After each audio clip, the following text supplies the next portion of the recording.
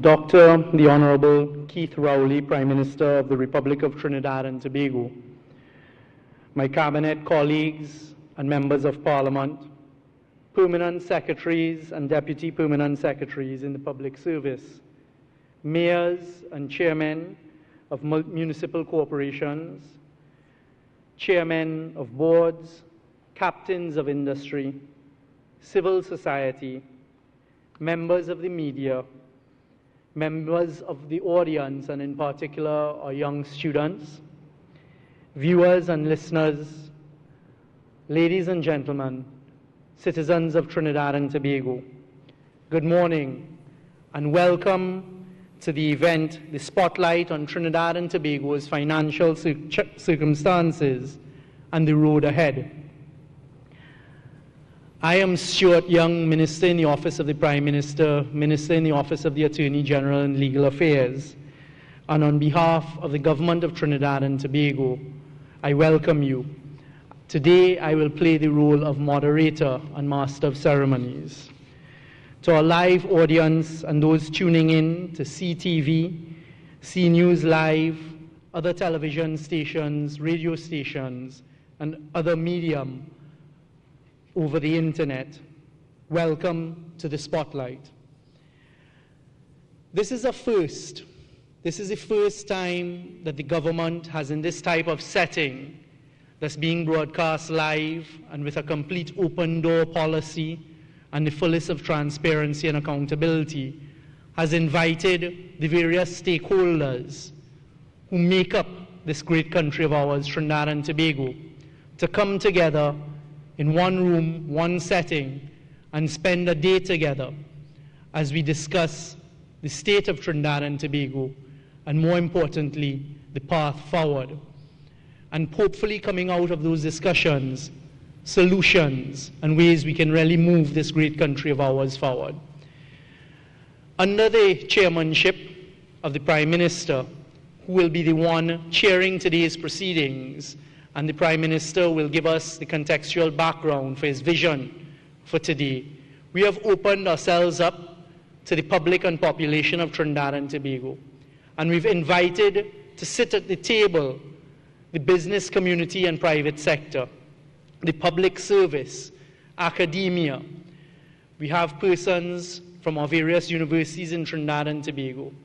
And the presentations after the Prime Minister's opening and his contextual background would be handed over to the Ministry of Finance and the Central Bank to give us, the citizens of Trinidad and Tobago, an idea using facts and data of the state of Trinidad and Tobago. There's been a lot of talk about the state of Trinidad and Tobago, and we're going to lay bare now the facts. And then we're going to discuss the way forward. We will invite from academia Dr. Roger Hussain and Dr. Valmiki Arjun to participate and to tell us, the population, how they see it and what they think potential solutions are. On behalf of the business community, we'll have the Trinidad and Tobago Chamber of Commerce and Industry, as well as the Energy Chamber. Energy playing such an important part of our economy and it's such a critical sector in our economy, for them to do the same thing, where we've come from, how they see it, and what they see as the solutions. We had invited the labor movement. They took a decision not to participate, which is a bit unfortunate, because of course we see them as an important stakeholder in the future of Trinidad and Tobago. This is the first time that a government has done this before its midterm, and the timing of it really, people have tried to link it to the budget. This is not about the budget. This is about us, the citizens of Trinidad and Tobago, under the leadership of the Prime Minister of Trinidad and Tobago, coming together to brainstorm after being provided with what the facts and circumstances and our financial situation is, as to how we chart the way forward. This government from inception has taken the position, and we articulate it time and time again, and this is just another insertion of us putting it into practice, that the only way to take Trinidad and Tobago in a positive, powerful and productive manner is if we all play our part and do it together. This is how we intend to work together to develop the fullest potential for Trinidad and Tobago in the current financial circumstances. and to deal with whatever challenges we are faced with. And without further ado, I take this opportunity to welcome to the podium our chairman for today's proceedings, the Prime Minister of Trinidad and Tobago, Dr. the Honorable Keith Rowley, to address us. Thank you.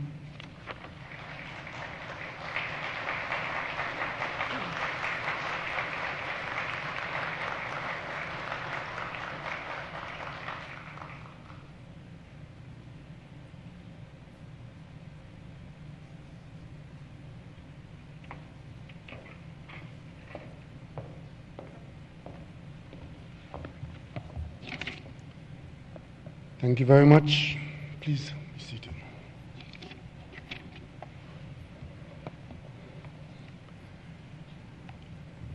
Members of the Cabinet of Trinidad and Tobago, all other members of Parliament, permanent secretaries and deputy permanent secretaries of the various ministries and the public service, all our mayors and chairmen of municipal corporations, chairmen of boards, members of various boards, captains of industry, large and small, representatives of civil society, members of the media,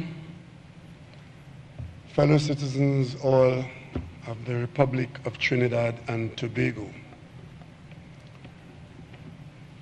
Let me begin by welcoming all those of you who have taken time out from your originally planned schedule to accept our invitation to participate in this, I dare say, inaugural, if not unique, spending of a day. Fellow citizens, we at this time in our country's history are called upon in the face of great challenges to safeguard our future.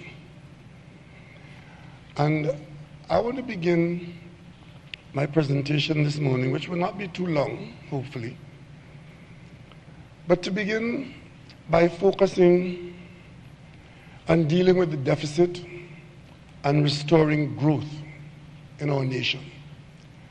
Because among all the challenges that we face, and we do face a number of very serious challenges, this can be distilled out of that basket of challenges as the number one, all-encompassing challenge. And it's an undisputed fact that in whatever area of governmental decision-making, the one thing that stands out, and which will always be the national conversation, is that there is never one option available to address any national problem. It is always about choice of option and selection of priority. This being so, one should not be overwhelmed by contrary views, but as a people, we must have the maturity to sensibly confront our circumstances, whatever they might be, and take the best option available under the current circumstances. Options that give us the best chance to overcome whatever difficulties which challenge us, especially when our challenges are time sensitive. Today, we want to lay on the table the basic facts. And there's no question that most of the country is now well aware of the very bad economic and financial situation the country fell into, and the new government coming into office inheriting this in late 2015. After enjoying energy sector revenues in the form of taxes and royalties, in 2010, those earnings were $15.7 billion. In 2014, they were $19.4 billion. In 2016, $1.6 billion. And with a little improvement in the oil price above $50, we got a little improvement in the supplemental petroleum tax. And for 2017, we are looking at $2.1 billion. In other words, ladies and gentlemen, and may I add, boys and girls, the government was faced with a fall in revenue from our main revenue stream, a fall of approximately 90% in its main revenue source between 2014 and 2017. And sometime during the day, there's a graph on the, look at it in the line graph then, that's the pathway we have traveled since 2010 or thereabouts. And the blue line indicates our travels. From 2015, with a massive drop in revenues, the government was faced with bills for running the affairs of the country, which it simply could not discharge. In this situation, one of the main concerns of the government was the level of public payroll employment. The government is clearly one of the largest employers of labor in the country. And since government revenues have declined so precipitously as they did, it is to be expected that public sector employment would be in serious jeopardy. The government has been at pains to keep the level of employment stable, even as we wind down the expenditure highs. Compounding this bad revenue situation in a second dimension of the economic difficulties facing the country, the chronic minimal economic growth situation in the country constitutes a major difficulty. The fact is that for the past 10 years, the economic growth of the country has been on a slight downward trend. So even if we enjoyed a few growth spurts in that period, we were not able to maintain the growth, far less increase it. And the graph that is on the screen now indicates where we've been going. And I might add that budgeting during a significant part of this period was deficit budgeting, even in the face of significant revenues, as the graphs will show. We were in fact spending at levels which included significant borrowings and deficit financing going forward, without any diversification of the economy, as you would hear the demands from certain quarters and from all quarters, I might say. But during that period of high revenue and high spending, we have to admit that we didn't include any diversification. What we had was a growth rate of 4.5% in 2007. It moved down to 3% in 2013, and we had been declining steadily since then, moving into negative of 3% by 2016.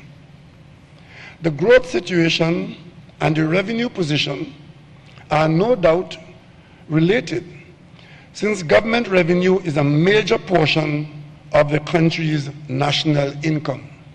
In simple language, a lot of business, a lot of spending, a lot of contracting in this country, the nature of the economy, is dependent on government's revenues and government expenditure. This means that even as it tries to stabilize the revenue situation, the government is duty-bound to get the growth process restarted, since it is growth that will bring new revenues for the government. How do we cope with this situation? Over the past 2 years, in an effort to keep expenditure stable, the government has been seeking to plug the gaps in its revenue. However, the government has always been cognizant of the fact that a healthy, sustained revenue position will depend on how much growth can be engendered. What the government has not been able to do yet is to break through the shackles of the Constitution, especially as they apply to tax collection and the Board of Inland Revenue. The revenue situation facing us in 2018 remains a very challenging one, and the government will be taking steps necessary to ensure that it will be tightening its revenue collection mechanisms. This country, out of necessity, should remain open to any and all suggestions to boost revenue levels. We are hopeful that today, even at this late stage, useful suggestions can still be put forward, if not for Monday, budget day, but surely for the months and years ahead. Today is simply a day where, as a boost of public information, all known and ready options are allowed equal time so that the population could draw its own conclusions as to the efficacy and likely consequential outcomes of the various options advanced from any quarter, whether it be government, academia, or the pontiff. Equally important will be measures the government will take to better control its expenditure. We will put in place new expenditure monitoring systems and a new procurement system which should see expenditure levels lower than the present. We are mindful of the loud calls to reduce government expenditure, and we have certainly been moving in this direction. From a level of record planned spending of $63 billion in the budget of 2015 to 2016, the incoming new government immediately, cautiously moved it down to $53 billion in 2016-2017, a reduction in expenditure of more than 15%. And you may recall, at the onset, coming into office on September 9th and a budget in October, one of the first mandates that the government gave to the public service with respect to the budget of 2015-2016 was to implement a 7% cut across the board without cutting personnel at that time. The government knows that it has to be cautious about dramatic expenditure cuts because of the possible negative impact on the level of economic activity in the country in an already contracting economy.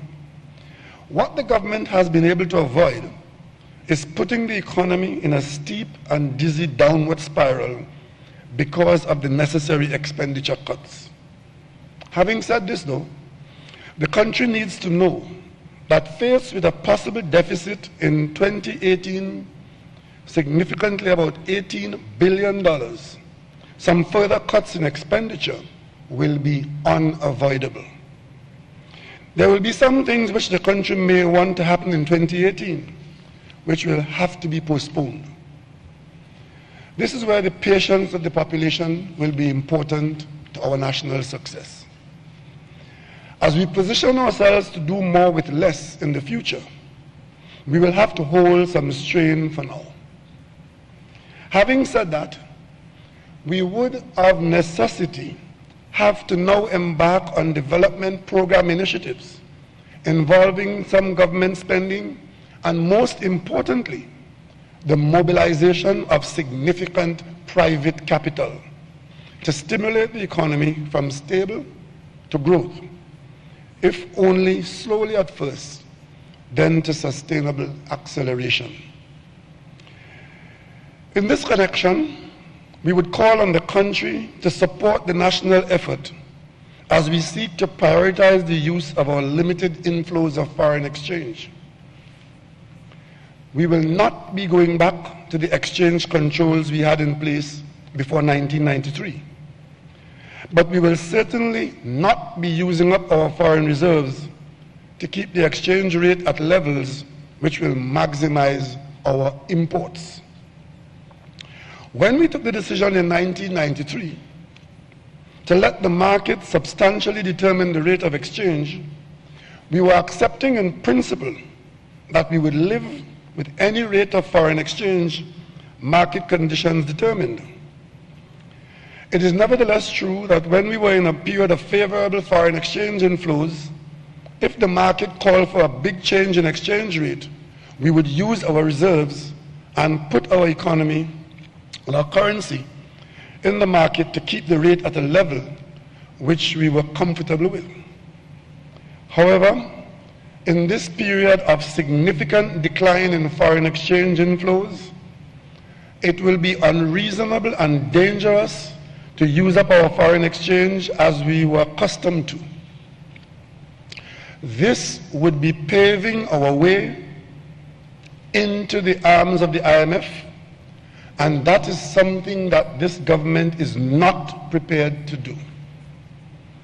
What this means is that the only way in which the exchange rate will be held to its traditional level is if we cut back our demand, bringing the demand more in line with the reduced inflows. This is where prioritizing comes in. Our basic position here will be that first priority for foreign exchange will be given to those firms or industries that generate reasonable amounts of prospects of foreign exchange earning. If the demand for foreign exchange is not curtailed, we will eventually be forced to live with a rate determined by the market, with all the deleterious consequences of that. This is where holding strain and varying our taste come in. But what do we see beyond the fiscal deficit? As we said before, the government is fully aware that we have to go beyond dealing with the gap between revenues and expenditure, as important as this is. What we have to do is to trigger the growth process in the economy and take the steps required to sustain growth once it has been restarted. The basic strategy here is a simple one: getting the private sector to invest in targeted sectors or industries. Over the coming 3 years, the government intends to pick a number of sectors to lead the revival and will work with the private sector very closely to ramp up activity in these areas. And these sectors include export manufacturing, tourism, housing, maritime services, agriculture, financial services, and creative industries, not necessarily in that order. To begin with, the fiscal regime will be configured to support the spawning of new businesses and getting existing businesses to adopt new modes and new lines of activity as we work towards finding and entering new markets within the region and beyond. 3 or 4 sectors will be selected each year with projects aimed at generating foreign exchange and new levels of output. The expectation is that the phenomenal investment we have made in education and human capital over the years will get opportunities to bear fruit for the country at this time. The table that I can put up there indicates how we proceed, starting in year 1 and sustaining those initiatives across to year 3, and then we start new ones in year 2 and repeat the process. And the final vertical column shows the foreign exchange, the bottom, the total foreign exchange by an aggregation of those components from year 1 to year 3. And we expect that that would kickstart the economy, and we maintain that kind of approach to sustain whatever growth we would have initiated. So the government will set up an implementation team to ensure that the specific objectives of the growth strategy are realized. This means, with a 2017 GDP estimate of $145 billion, new output in the first year is targeted at just over $2 billion. In the second year, just over $3.5 billion. And in the third year, about $4.5 billion. Moreover, with government revenues running at just about 25% of GDP, the expectation is for the deficit to be put on a declining trend, starting with a reduction of $500 million in the first year and climbing to a reduction of $1.1 billion in year 3. These are the targets that will be set, and the implementation team would work towards that. Ladies and gentlemen, it is not for me today to try and rehash all that has been said. It is simply for me to introduce to you those who have made it or who have been working on these situations on a daily basis, and hoping that the population would pay attention to our facts. And as we discuss them here today and look at some of the many options that many of the present speakers might put on the table, to be able to determine whether the options that we are choosing at this time or holding out for the future are in fact the best options given the basket of possibilities. Because as I said before, there is never one option available in governmental decision making. I have seen it said that we are not going to the IMF, but we are in fact administering IMF austerity programs. I don't know if that is so, but the programs that we are in fact administering to the business of Trinidad and Tobago are programs initiated, endorsed, and executed by us. And the point is, as we prescribe these medicines, many of which are not painless, but all of which have the prospect of a recovery to good health, we are far better off administering these portions as mixed by ourselves and administered by ourselves at a pace at which we can swallow. Failure to do so is to have prescriptions administered to us at a pace where we would have no choice but to swallow as administered. I have not mentioned subsidies, but I'm sure that it would be a word that will find its way in today's discussion or presentations. And today's discussion is not meant to be a preparation for the budget, but of course, if anything comes out here today which can find its way into the budget is not yet cast in stone. But the preparation of the budget started since May, and a lot of work has gone on, and the budget is due to be presented on Monday. And there's, of course, the mid-year review, another opportunity to intervene. So the door is wide open. However, at the end of the day, the government has, on behalf of the population, in all these difficult buffeting circumstances, we have to make decisions and move forward, press on, even if there are storms ahead, even if there are whirlwinds ahead, even if there are quicksand ahead. So the government, on behalf of the people, we choose the options that the circumstances demand. And today is a day of facing up to our circumstances and discussing our options wide open.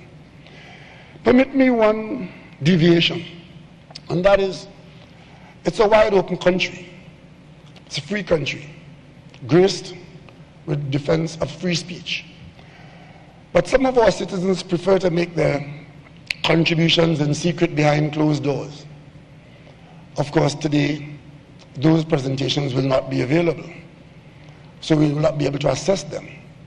But with time, they will be exposed, and we will also be able to look at them against all that was put out here today.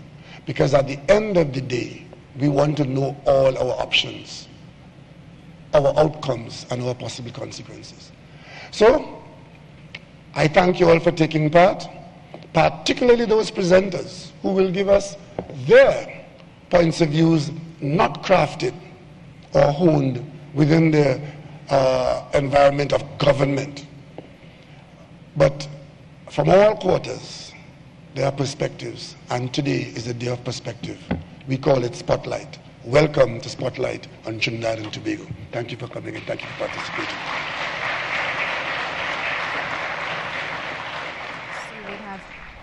And of course, you would have heard from the Honorable Prime Minister.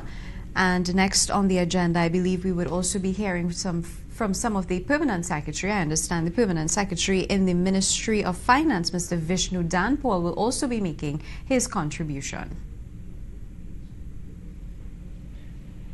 Thank you very much, Dr. Rowley.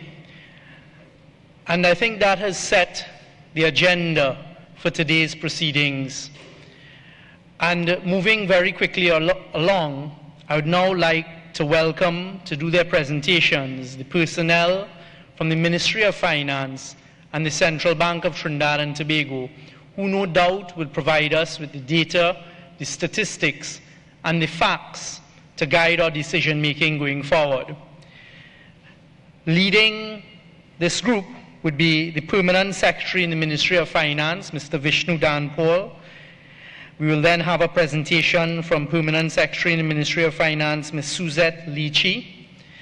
Then Mr. Ewart Williams, former Governor of the Central Bank, who is an advisor to the Minister of Finance.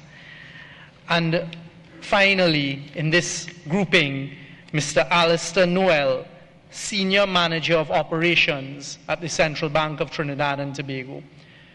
And as the Prime Minister has said, there are always options and decisions to be made. But this government tries to do so at all times on the basis of facts, data, and statistics. And without further ado, I'd welcome Mr. Vishnu Danpal to lead the team. Thank you.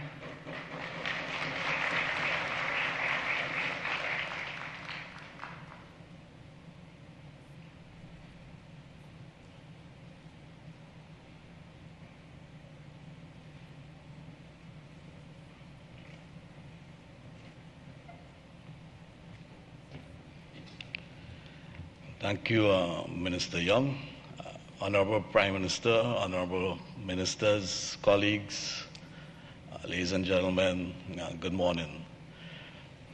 The Ministry of Finance is very pleased to present the facts on the state of the economy to the national community. We have pitched a presentation not necessarily towards those in academia and the technocrats, but for all of Trinidad and Tobago to understand. We have made the presentation simple, easy to understand, hopefully, and limited the use of economic jargon and buzz phrases. I'm joined today, as Minister Young said, by my colleague, Permanent Secretary Suzette Leachy, who would review our debt situation. Mr. Ewart Williams will give a short presentation on the Heritage and Stabilization Fund and our credit rating, and Mr. Alistair Noel from the Central Bank, who would look at the external economy and our foreign exchange market.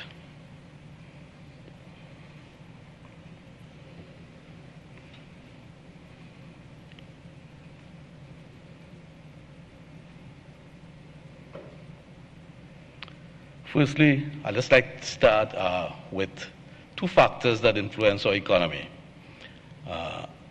Economists like to call them exogenous factors, but we just call them external factors, over which we have little or no control. The oil and gas prices.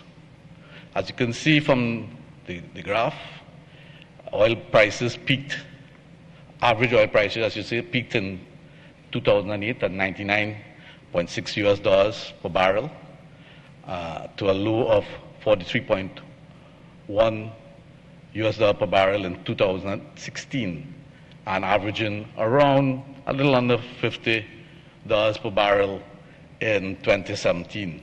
Similarly, gas prices peaked in 2008 at $8.90 per MMBTU. MMBTU here means millions of British thermal units,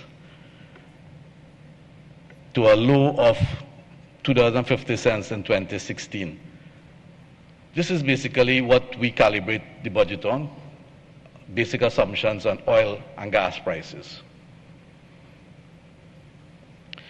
Just firstly, I'll just take a quick look at the GDP, inflation, and the unemployment rate. The GDP, as the Prime Minister pointed out earlier, amounted to around 5% in 2007 and dipped significantly in 2016, and we are projecting a marginal increase in economic growth in 2017. Similarly, inflation peaked at 15% in 2008.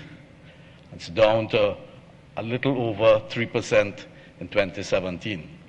Unemployment has remained relatively flat at around a little over 5% in 2007 to under 5%, or probably around 4.5% in 2017. This is a very significant graph because it introduces government's fiscal operations. And we have mapped oil prices on to total revenue and total expenditure. And from the graph, you can see that the last year we have experienced a fiscal balance, I should say a fiscal surplus, was in 2008.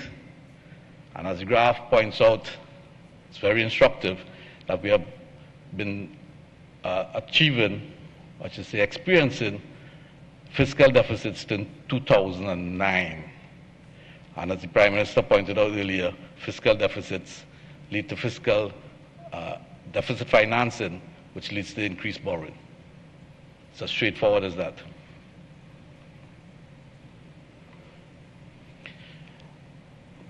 A graph I want to point out, it's again very illustrative.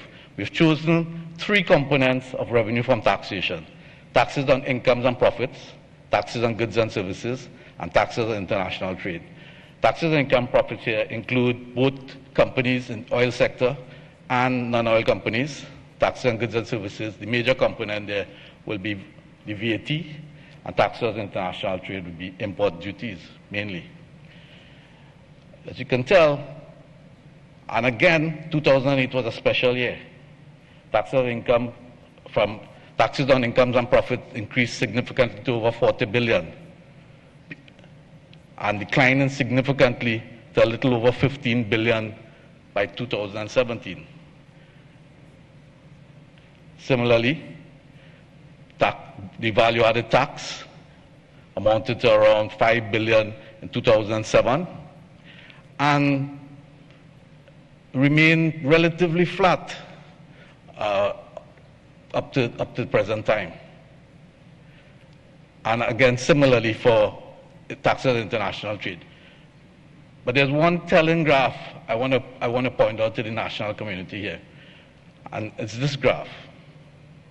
And here I'm looking at oil companies without royalties, just taxation on oil companies.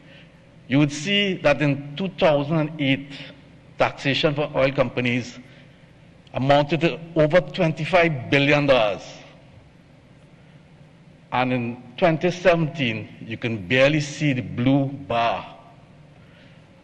It's estimated to be around 472 million.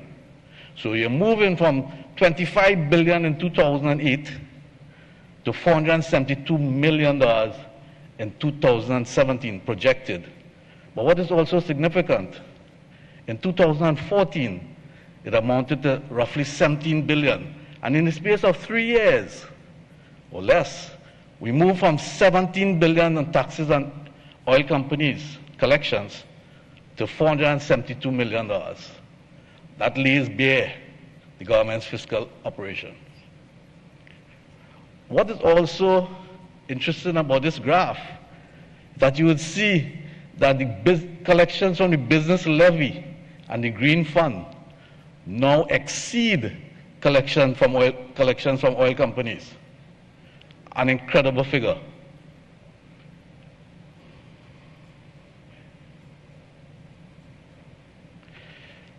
And this just this graph emphasizes the point. In 2008, oil revenue as a share of total revenue was 45%. In 2016, it went down to 2.3%, and is estimated at 1.2% in 2017. The stark reality. So let us look now at some elements of expenditure. And just to show you, I hope you can pinpoint it on the chart, on the table. Personal expenditure, other goods and services, just some components of expenditure, interest payments, current transfers and subsidies, and capital expenditure. Please note interest payments, moving from roughly 2.7 billion in 2017 to 3.7 billion in 2016. Now, you notice that in some graphs we left out 2017. That is because we don't want to steal Minister Imbert's thunder for next week Monday. So, and what is the idea behind this increase of interest payments? Very simple. You keep running deficit budgets, you keep borrowing more. I just want another component I want to point out: transfers and subsidies move from 19.7 billion in 2007, to 30 billion in 2013, and then to 32 billion in 2014.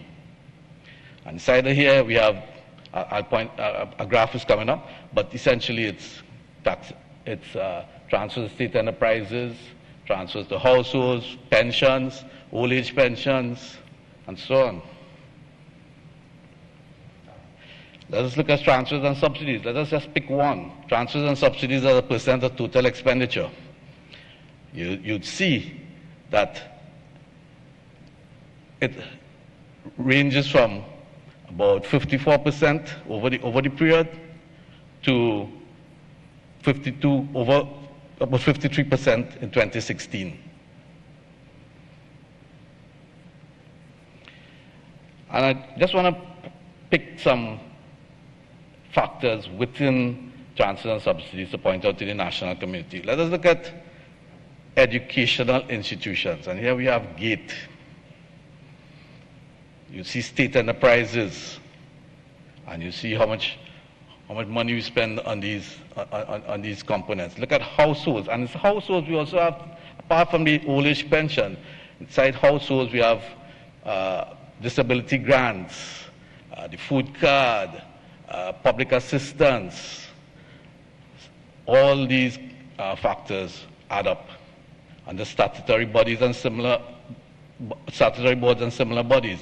Tobago has an assembly, and Tobago has been maintaining its 4.03% of the national budget, ranging somewhere between 4.03% and 6.09%. And then we have the public utilities. And you need to factor in there, keep an eye on WASA. We've been spending billions of dollars on the Water and Sewage Authority over the period. The transfers and subsidies to TNTech is mainly for debt payment.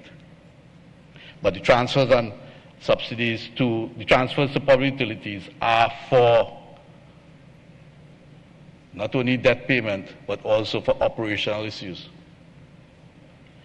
Let us take another component, the personal expenditure. And you would see the peaks, where you have the back pay. Personal expenditure moved from a little over $6 billion in 2007 to close to $10 billion in 2017. And if you break it down further, you would see that personal expenditure now amounts to over 19% of total expenditure. And that does not include expenditure on contract employment, which would probably take it to over 20%. Then we look at interest payments. As I pointed out, interest payments have been growing significantly, and interest payment is part of recurrent expenditure, what economists call above the line expenditure. I'm moving from 2.6 billion, as I said earlier, to over $4 billion in 2017. that is a major component of our total expenditure. Very critical graph. 2014, subsidies on petroleum products amount to $7 billion. Could you imagine what we could have used $7 billion to do right now? The total amount of schools, the infrastructure development, the hospitals, etc., etc. So when you hear people say that the oil revenue has not trickled down, the Ministry of Finance would sit back and wonder. Well, what does it all mean when you add the factors? You have an overall balance and a current account balance. Current account balance is dipping, and here current account balance means the difference between current revenue and current expenditure. And the current account balance is dipping significantly. And as a result, the overall balance, as you can see clearly, it's headed in the wrong direction. And another graph that points it out fully. See, the red dots are consistently above the brown dots. And then the gray dots would specify the overall balance, in this case, the fiscal deficit. And we cannot continue to run fiscal deficits. As my colleague Suzette will point out shortly, when she looks at the debt, you would see the impact of deficit financing on total debt as a percent of GDP. One significant graph I want to lay on the table for the national community, and profits from state enterprises and capital revenue. When you have core revenue, which I would define as recurrent revenue less sales of assets and extraordinary dividends, there's a gap between total expenditure and core revenue. You can close that gap below the line with financing or above the line with sales of assets and extraordinary dividends. From around 2014, there was a tremendous spike in extraordinary dividends from state enterprises, combined with IPOs and APOs. Most of those extraordinary dividends came from the National Gas Company.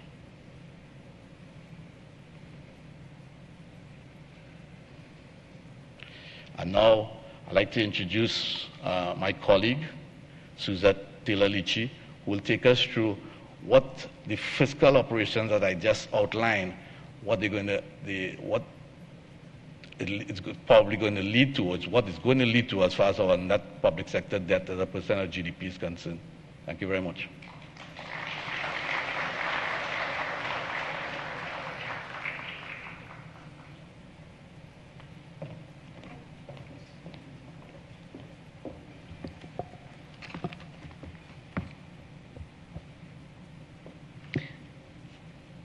Honorable Prime Minister, Ministers of Government, specially invited guests, colleagues, ladies and gentlemen. Today, as PS Dan Paul indicated, I'm going to give the overview of the public sector debt. Just to clarify, firstly, the definition that we use at the Ministry of Finance. When we speak of the public sector debt, we refer to the net debt figure. That definition includes all domestic borrowings of the central government, all the external borrowings of the central government, as well as all the government-guaranteed borrowings of the state enterprises and the statutory authorities. The definition does not include debt issued for open market operations, which is debt in the form of treasury bills, treasury notes, and treasury bonds. We exclude these instruments because the proceeds of these issues are not utilized by the central government. They are, in fact, held at the central bank because these instruments are issued more or less for monetary policy and for liquidity management purposes. And by that very definition, they have to be drawn out of the system. So these funds are not available to government, and they are in fact available for rolling that debt as they come due.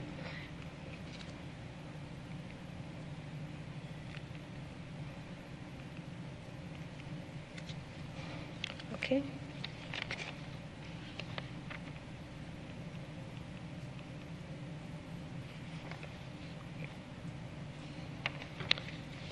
Okay.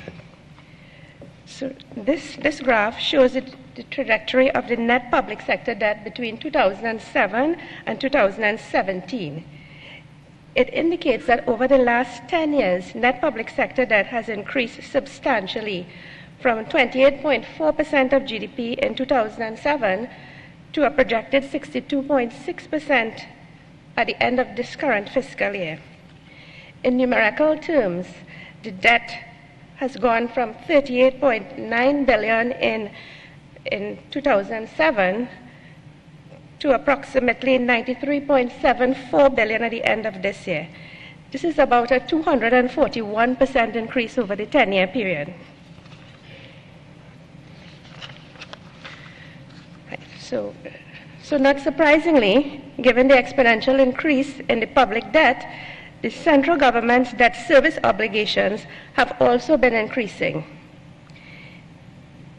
In fact, it has moved from $3.44 billion in 2007 to a projected $7.4 billion this year, a 98.42% increase. So just to emphasize, this year the central government debt service obligation is $7.4 billion.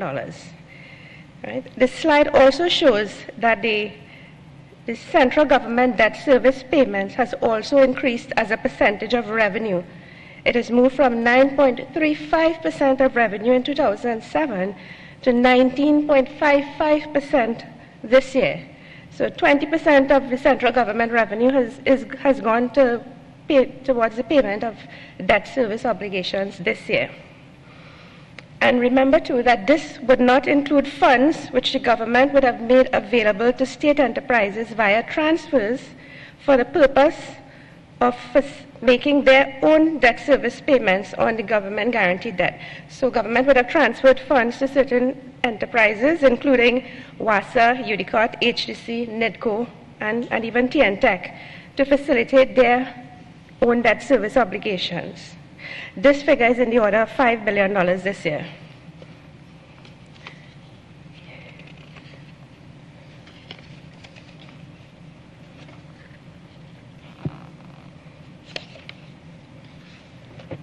Sorry, I can't see the monitor in front of me. So.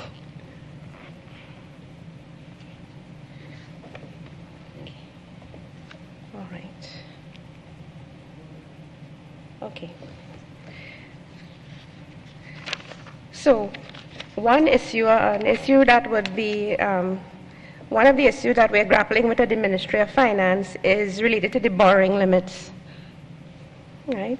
By way of background, the central government borrows under 12 different pieces of legislation, and these legislation governs borrowings from the multilateral agencies, as well as for specific issues such as the repayment of obligations to CLICO and HCU. However, there are two main pieces of legislation under which the central government borrows for budgetary financing. These are the Development Loans Act and the External Loans Act.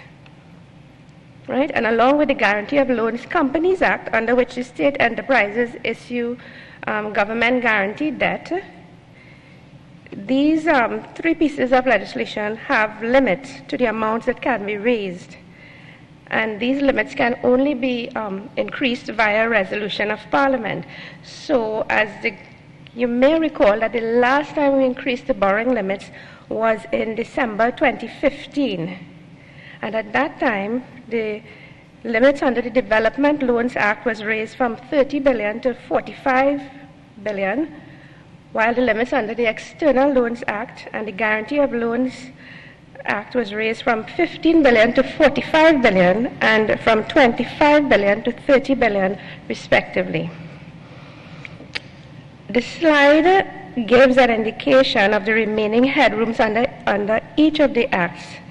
But of particular significance for us in the Ministry of Finance is the remaining headroom under the Development Loans Act.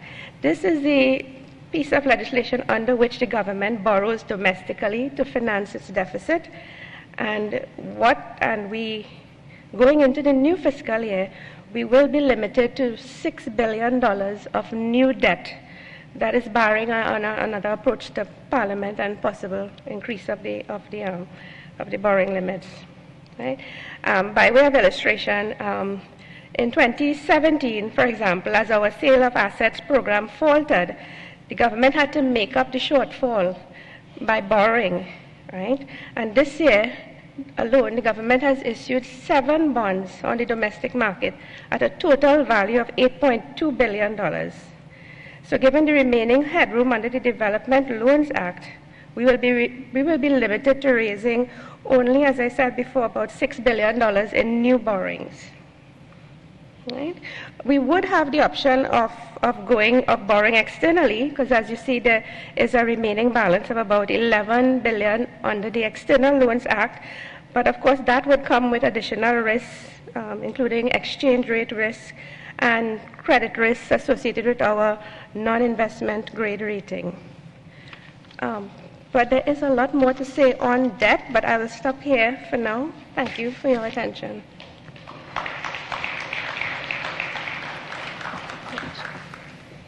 And I'll ask Mr. Williams to come forward. Thank you.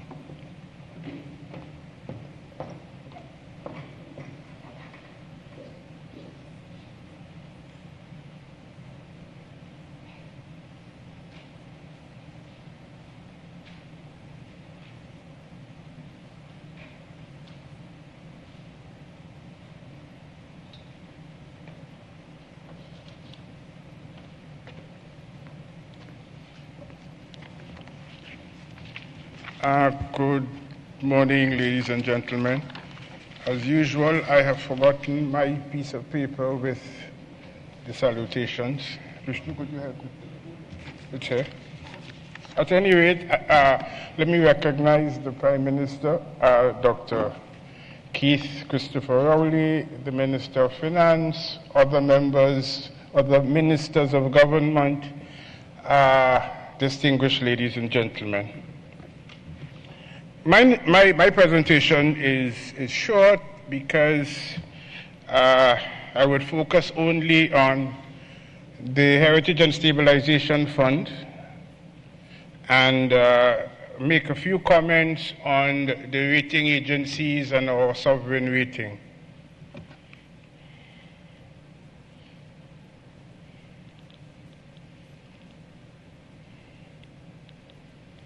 If only I can get this right. Yeah.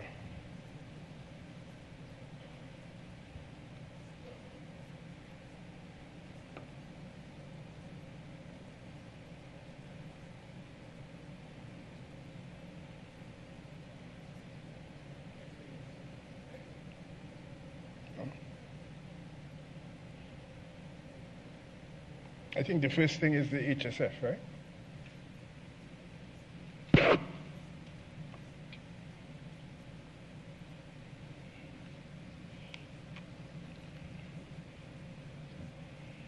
Good, thank you. Whenever I talk about the HSF, I am reminded of the IMF, and the Prime Minister insists that we must not talk about the IMF. But in a way, the HSF started off as a reaction to the IMF. Because we didn't exercise the necessary discipline in the 1980s, we fell into a serious financial crisis, the result of which was a standby arrangement with the IMF. We thought we had learned our lesson, and as oil prices started to recover, the government at the time started to put aside small amounts of the windfall revenues. That started, I think, in 2000. The HSF, as we know it now, was formalized through legislation in March 2007. According to the legislation, the HSF was designed specifically to support fiscal policy at times of adverse swings in international oil and gas prices. That was the stabilization objective. Ours is an unusual hybrid. It is a combination of stabilization and heritage funds. The mandate was to support fiscal policy at times of adverse swings in international oil and gas prices, and secondly, to accumulate savings from the country's exhaustible assets of oil and gas, savings for future generations. How has the HSF performed? We started with the carryover from the interim revenue fund of 1.7 billion. Over the 10-year period, the value of the fund has increased by close to 4 billion, from the 1.7 billion that was inherited to 5.7 billion as at the end of August 2017. This increase resulted from two factors: transfers from the budget to the fund when we had, in principle, these transfers were supposed to occur when there were windfall revenues. And the other contributing factor to the growth of the HSF were obviously the returns that came from the investments. These investments are made by the central bank that utilizes foreign investment managers. Over the period, this 4 billion of increase in the HSF was almost equally divided between new transfers, new net transfers, and the returns. The transfers from the fund, net of withdrawals, which I will talk about later, amounted to about US 1.9 billion, while returns accounted for 2.1 billion. It's interesting to note that there were transfers to the fund in 6 of the last 10 years. Interestingly enough, only in the first 2 years of the operations of the fund did these transfers come from fiscal surpluses, and that was the original conception of the fund. You had excess revenues, you controlled expenditures, and out of the surplus in the fiscal operations, transfers would be made to the fund. That occurred in only 2 of the 10 years. Between 2010 and 2013, there were in fact transfers to the fund. But these transfers occurred even when the fiscal accounts were in deficit. Now, while there is some merit in maintaining the savings habit, it meant that in fact between 2010 and 2013, we were borrowing to save.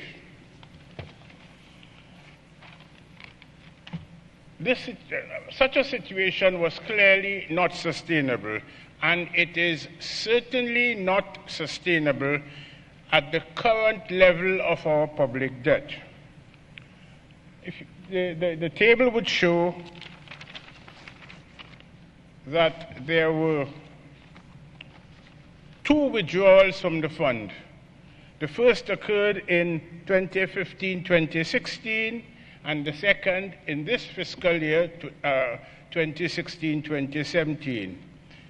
The cumulative sum of these withdrawals was 628 million. Interestingly enough, the withdrawals from the fund, the cumulative withdrawals from the fund, turned out to be less than the returns that were accumulated in the fund over the same period. The cumulative withdrawals of $628 million turned out to be less than the cumulative returns over the last 2 years. As a result of this, you would notice from the table that the balance outstanding in the fund as at the end of August 2017 is slightly higher than the balance of the fund in September 2016.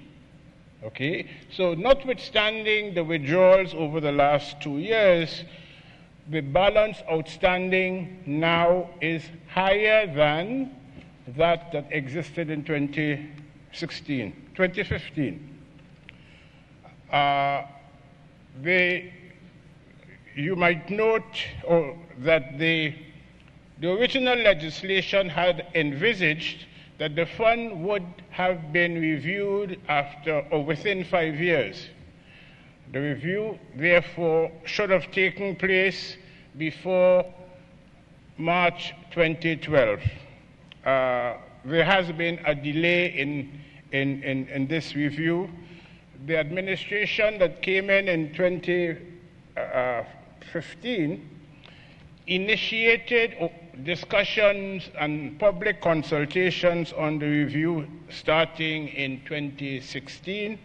These are ongoing, and the plans are to have the review completed and sent to Parliament before the end of this fiscal year.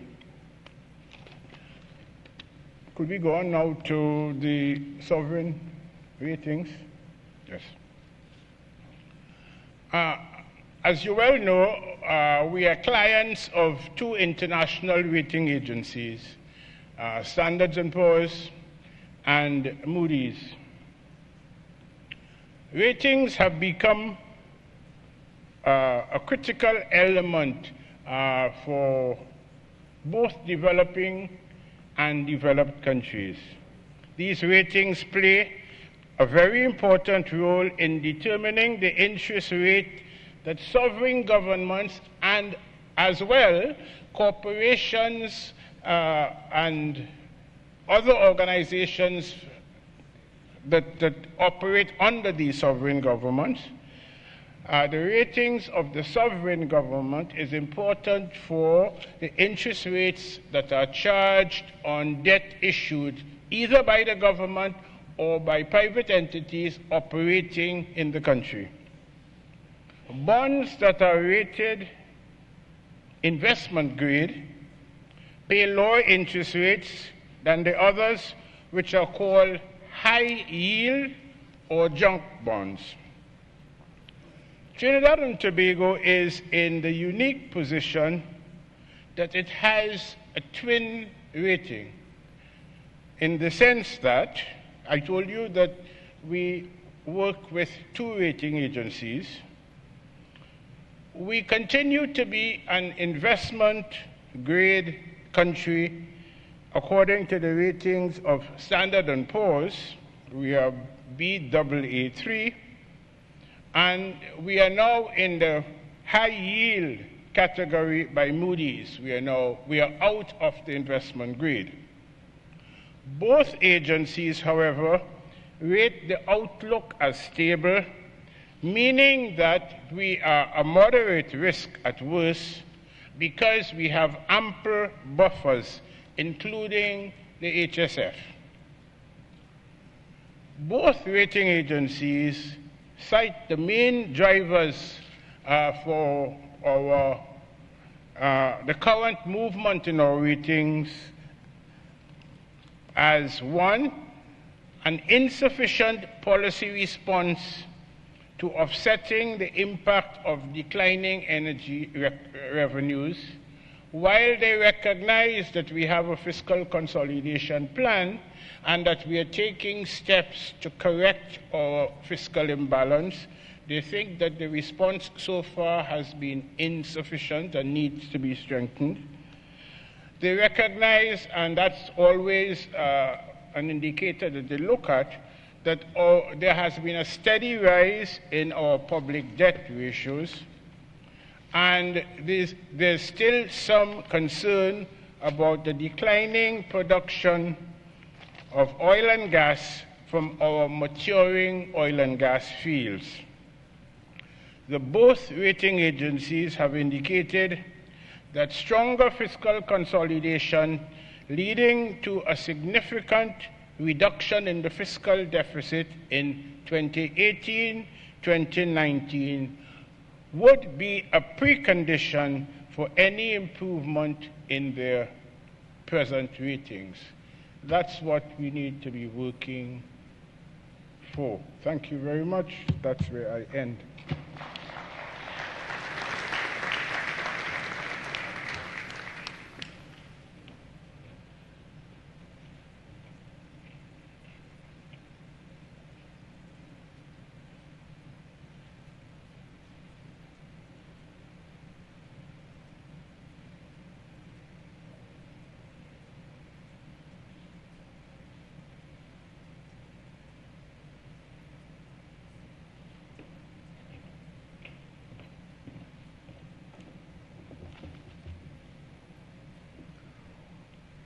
Honorable Prime Minister, Ministers, other members of Parliament, specially invited guests, citizens, good morning.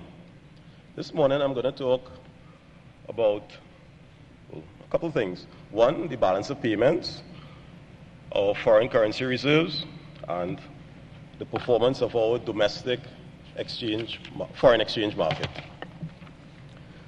First, I'll go to the balance of payments, and being consistent with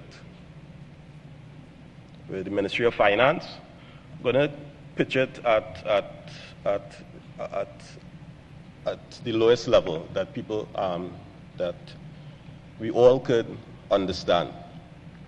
In layman terms, the balance of payment track our financial relationship, Trinidad and Tobago financial relationship with the rest of the world. For purpose of analysis, it could be categorized in current account, capital, financial accounts, but basically, Trinidad's story could be seen in our current account. And that basically records primarily our export and imports. And you would see, if we look to 2008, similar to the Ministry of Finance presentations, that was a year where we had high energy prices. You would see that our current account had a surplus, meaning that our exports were much higher than our import of close to 8.5 billion US. I'm going to speak in US for this presentation, in US. And if you come now to 2016, the end of 2016, you will see we would have moved from a surplus position to a position of deficit now of close to 2.6 billion. And it's similar trend. We know the reasons. Price shock, prices have gone down. And it meant that our overall, when we look at our overall balance of payments, it would have moved from a high of in 2008 of 2.7 billion to a deficit in 2015 of 1.5, to 2016 of around 470 million.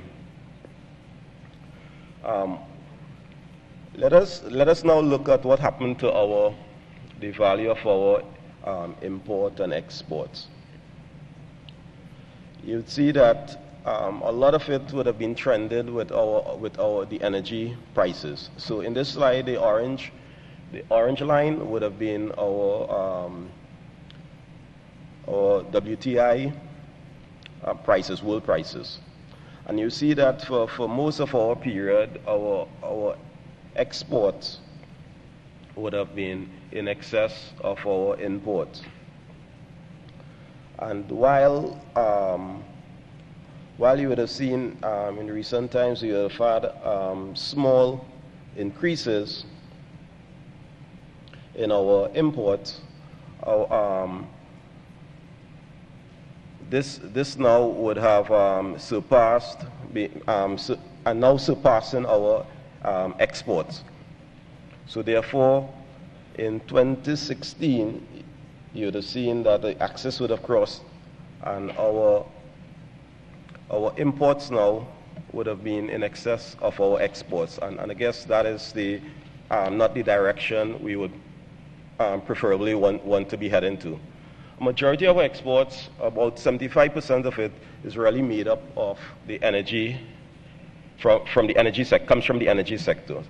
And this slide also, it imposes the Henry Hub prices to kind of give you an indication of as the world prices go, so does our export. This excludes, of course, productions and stuff like that, but this is just the value of it. But it gives you an indicator that we're highly correlated to the energy prices. Not trending in what you would say in an appropriate position. What does this mean for our reserves? Our reserves is basically a deposit of all of our foreign currency earnings from the government, so all the tax receipts, foreign tax receipts, also debt flows, foreign currency debt flows. And you'll see that while we would have peaked in 2015 to in excess of 11 billion in reserves, and as I said, this would be in US, this presentation is in US, you would see that since then, despite borrowing in 2013 and 2016 on international markets and with external development agencies, our reserves continue to fall. In fact, the most recent data we have, it's approximately 8.6 billion, which is approximately 10 months of import cover, which is still, I would think, a reasonable level at this point in time. I want to now move on to the domestic foreign currency market. Given that we are still experiencing the effects of an oil price shock, you could characterize our domestic foreign currency market as tight. We always had a situation where we had sales surpassing purchases. The gap, however, is getting a little wider, and the central bank over time would have supported the market. The green blocks would have shown what central bank would have done over time. So in 2014, central bank would have sold to authorized dealers 1.7 billion. In 2015, 2.6 billion, and 2016, 1.8 billion. Sales for 2015 amounted to 7.4 billion. That is sales to the authorized dealers, from the authorized dealers to citizens, to the public, to businesses, to the man in the street. While the market only got in 5.8 billion. Now, that you would have seen that the market would have gone down a bit. So you would have seen that sales in 2016 would have accounted for 5.8 billion, and inflows to the market would be 4.3 billion. So we're in a situation where, while we are seeing some adjustment on the sales side, but we are seeing a bigger drop-off in the inflows, and central bank using the slide we saw before, those reserves, to support the market to at least meet some of the shortfall. Where does the funds go to? These funds go to? The main use of our foreign exchange would not have changed significantly from 2016 to 2017. If we look at the period January to August 2016 and 2017, the main users of foreign exchange would be our retail and distribution sectors. Through the banks, for one single purpose, would be the settlement of credit cards purchases, followed by manufacturing. And then I have a big other column, which is basically a miscellaneous, which would include things like support to sales to other financial services, sales to the local government, agriculture, and the likes.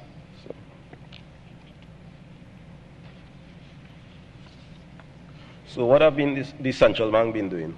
Central bank continue to support the market. Currently, we're selling foreign exchange to authorized dealers bi-weekly. That is, every 2 weeks we come out and sell to support this market. And invariably, the concept was that majority of our inflows are seasonal. So it normally used to happen at quarter end, where flows from the energy sector comes in. And so therefore, it was understood that central bank would, to reduce fluctuation, would come in during these in between these periods to assist in reducing this volatility in the market by increasing supplies. Having said that, the expected supply from the energy sector have been reduced, and we all know why. So what has happened year to date? The bank has sold close to 1.43 billion to the system, to the authorized dealers.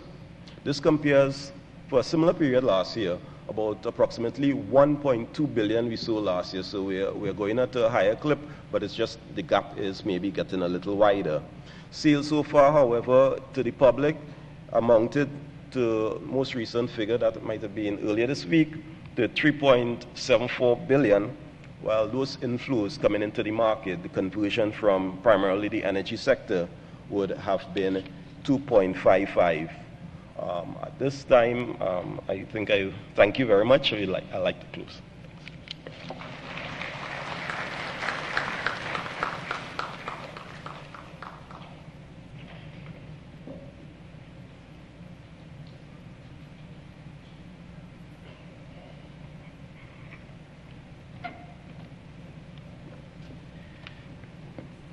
Thank you very much, Ministry of Finance, Central Bank of Trinidad and Tobago, for what can only be summarized as a very sobering set of presentations. I think it has been laid out very clearly for the population and for our citizens what it is we are faced with. We, in this instance, not being limited alone to the government of Trinidad and Tobago, but rather we as a population.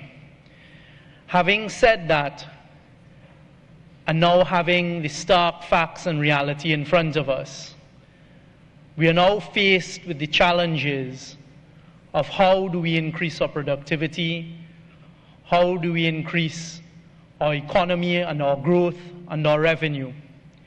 I think what has happened over the last 2 years, if I may be permitted very briefly to say, is in light of the circumstances you've just had outlined to you, the government, as those that you have chosen to look after the economy, have stabilized it. I always ask the business sector, who would be next to present, if you lost 92% or 90% of your revenue stream, how would you manage?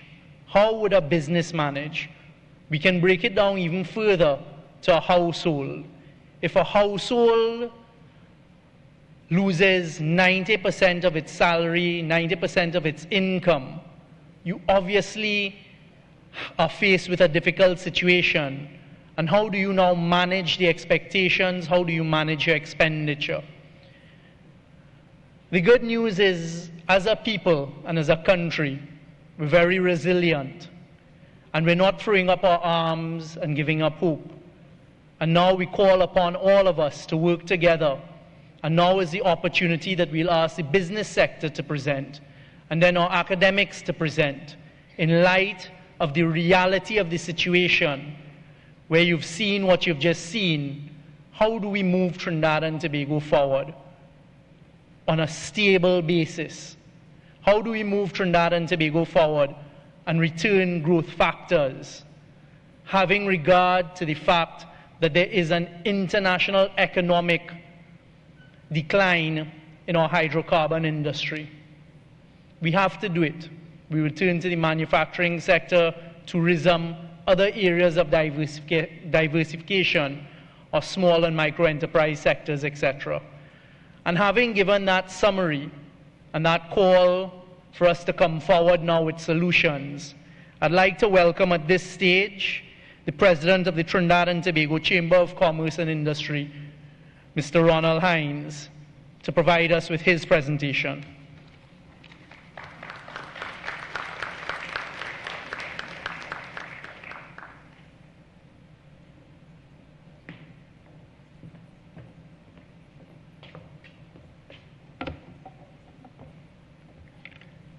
Good morning, Prime Minister, members of the Cabinet, members of Parliament, permanent secretaries.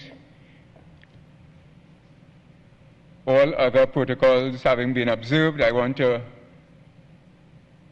however, make special mention of the viewers who are not in this room, and good morning and welcome to you all. I want to start by thanking the Prime Minister and the Cabinet for the opportunity that has been provided, not just to the Chamber and the business community and the others who will speak this morning, but as well for the opportunity to have the figures and the facts presented to us in a way that I think makes this exercise potentially very useful. I want to start by putting what I'd say in context. The invitation that we received spoke to the objective of this event as to engage in active dialogue with major stakeholders to solicit feedback on, and I think the most important part, the future of the nation. So I want to identify some things that we recognize and want to use as a basis for what I'll say, which is that the national budget, which happens to be a week away and which the Prime Minister said to us, this is not necessarily in lockstep and directly related to it, but it is nevertheless part of the context that we are faced with.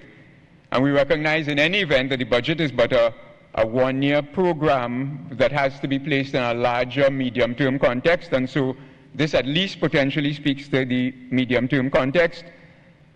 We recognize as well that the Minister of Finance and the government and the national community is faced with choices that are not simple, to say the very least.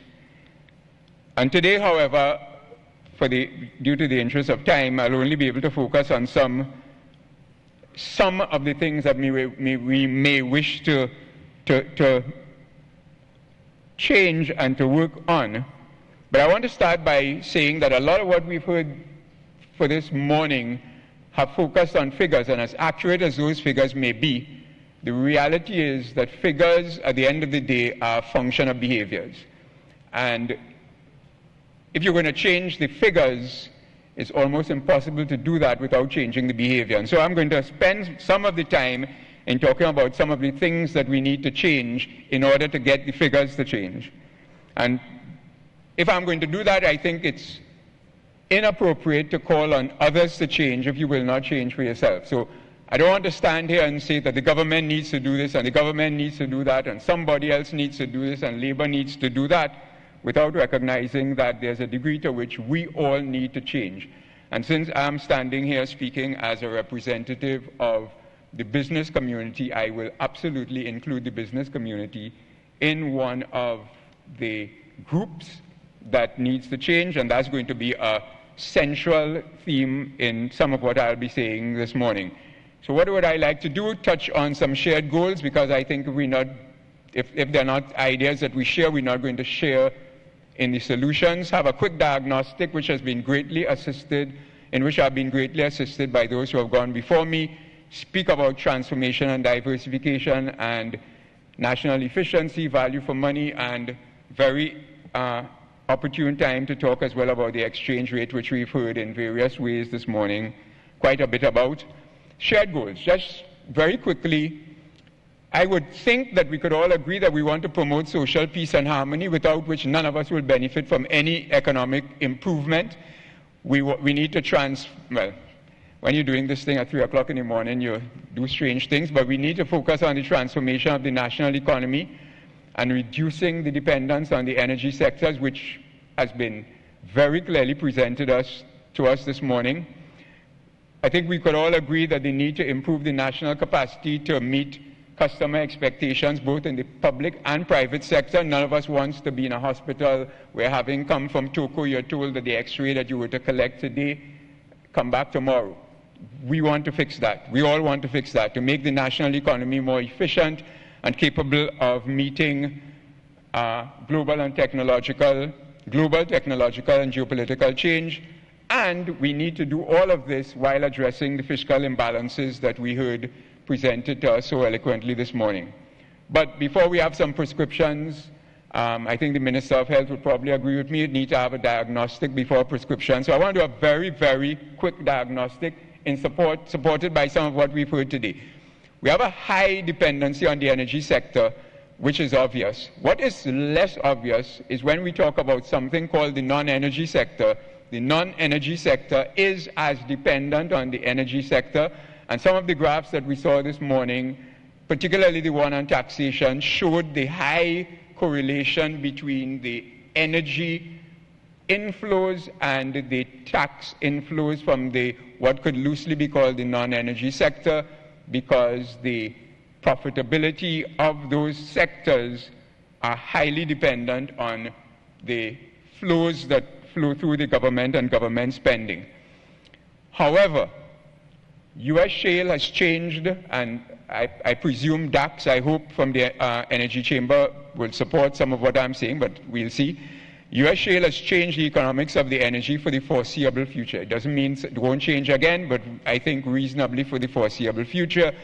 The shift from fossil fuels to renewables will accelerate some of those changes. I think the hurricane season that we're experiencing, where global climate change is renewed in terms of conversations, and we've not yet finished the hurricane season, is going to help to accelerate that discussion. And these shifts suggest that we can no longer rely on the energy sector in the way that we have before. I'm not saying that we shut it down, we close it down, it becomes irrelevant, but we will not be able to rely on that sector in the way that we've relied on it in the past.